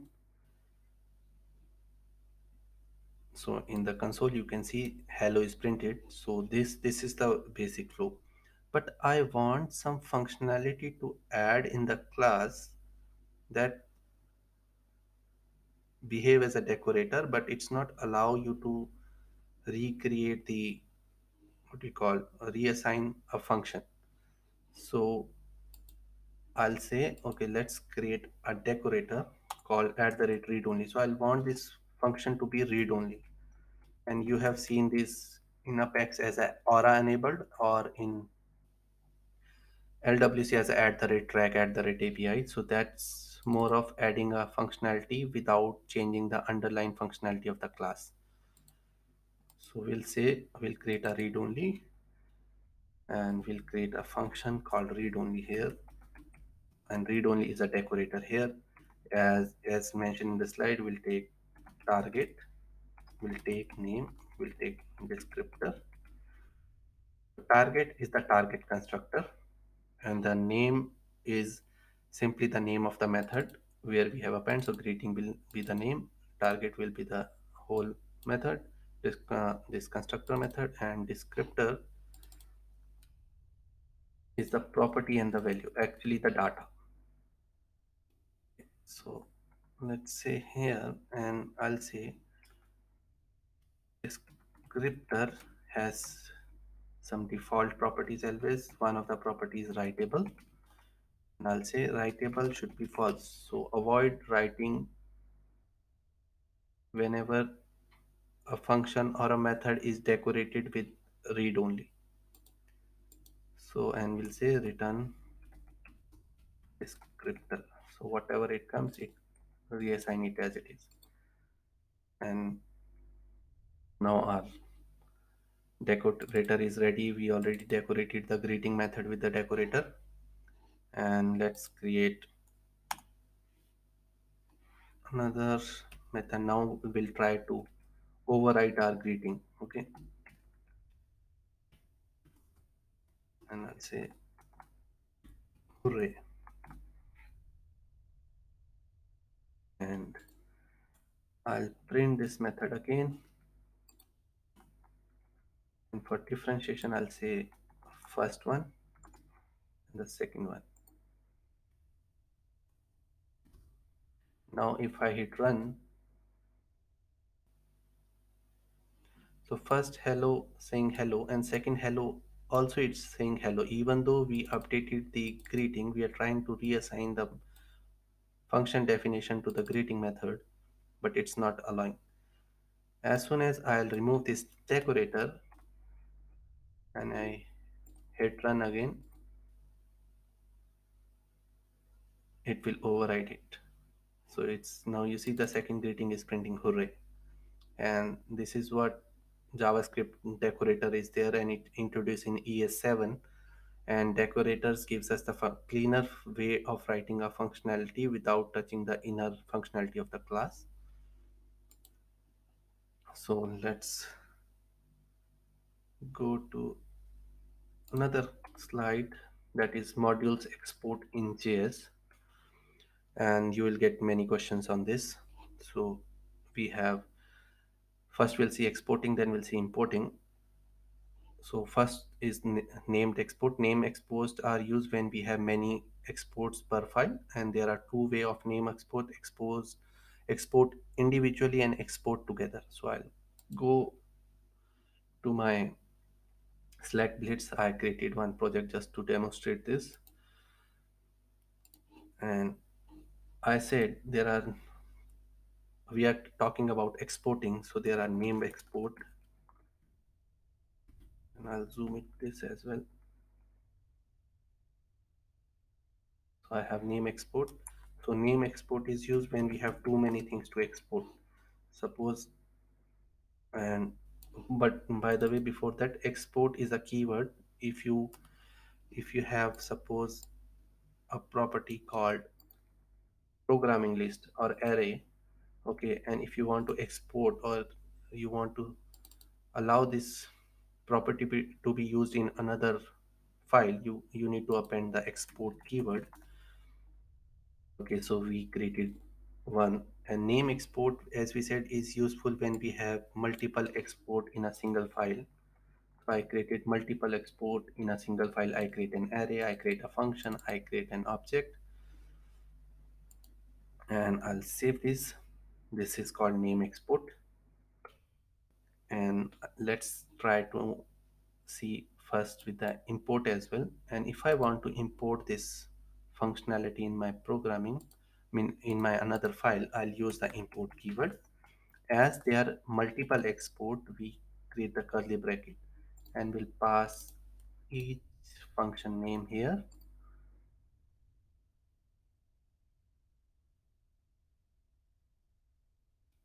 And from where we are exporting from utils.js. I'll save this. Now let's see what it prints. I'll console here. I use a React project to demonstrate this because I don't have any project ready right now. So I'm printing all these three above the return. Now you'll see it's returning exactly thing whatever we are exporting from there. And but function is returning the function definition because I haven't added the function calling. So now the function calling hello sweat is printing. So this is called name export and individual import. We can export at the end as well. If you remove export from here and you just say export together, it means in the end you add the export keyword and pass all the names here. See here, it still work totally fine. The importing will be the same, but there is a problem with this approach. It's totally fine, but there is a problem in the importing. Suppose there are 100 properties that you are exporting, you can't import 100 things at a time, right? So there is a way called alias importing, by which you say import star means everything as utils. So you say whatever comes from the util file, I'll consider it as a utils and I'll use it as util dot programming list, utils dot helloswell, utils dot book details. So this is name imports, and I'll show you import a slide as well before that. So we just demonstrate import with alias and normal imports. Normal imports are with the curly brackets and the import with alias are with the star. This name can be anything that you want to use. So I give the meaningful name utils, so utils will use that. Now let's go to, these are the name export. Now let's go to the default export. Suppose I want one export from the file. So we can create that particular property to a default export. So for that you need to say export default. This is the keyword and just return the object, and within the object you can return your these properties as an object. So I convert this property to the object. And now we are exporting the default object, and you would have seen this pattern in the LWC class, export default class. And now if you want to import something from the default, you don't need any alias or any curly bracket. You just give the meaningful name you want. You can use utils, and now again you can, because we convert that into an object, and you can access those properties using utils.programming list util dot. So this is called the default export. So there will be a question in the exam: identify the default export, identify the name export, identify the export as alias. And I guess we are done for today's lecture. And I know it's pretty big, but if I miss something, you can highlight in the comment. If I said something wrong, you can correct me in the comments. And if you have any doubt, you can ask me in the comments. And let me quickly go to the exam outline. So today we covered object functions and classes, and I gave my best to cover everything that is mentioned in the exam guide. So we covered decorators, we covered modules, we covered fundamental of class, we covered object implementations, we covered function implementation, and we covered the scopes and everything, the block scope and the global scope. And the date one I covered from the previous one, so that also I covered. I hope it was good for you and beneficial for your exam. And thank you for your time. Have a great day.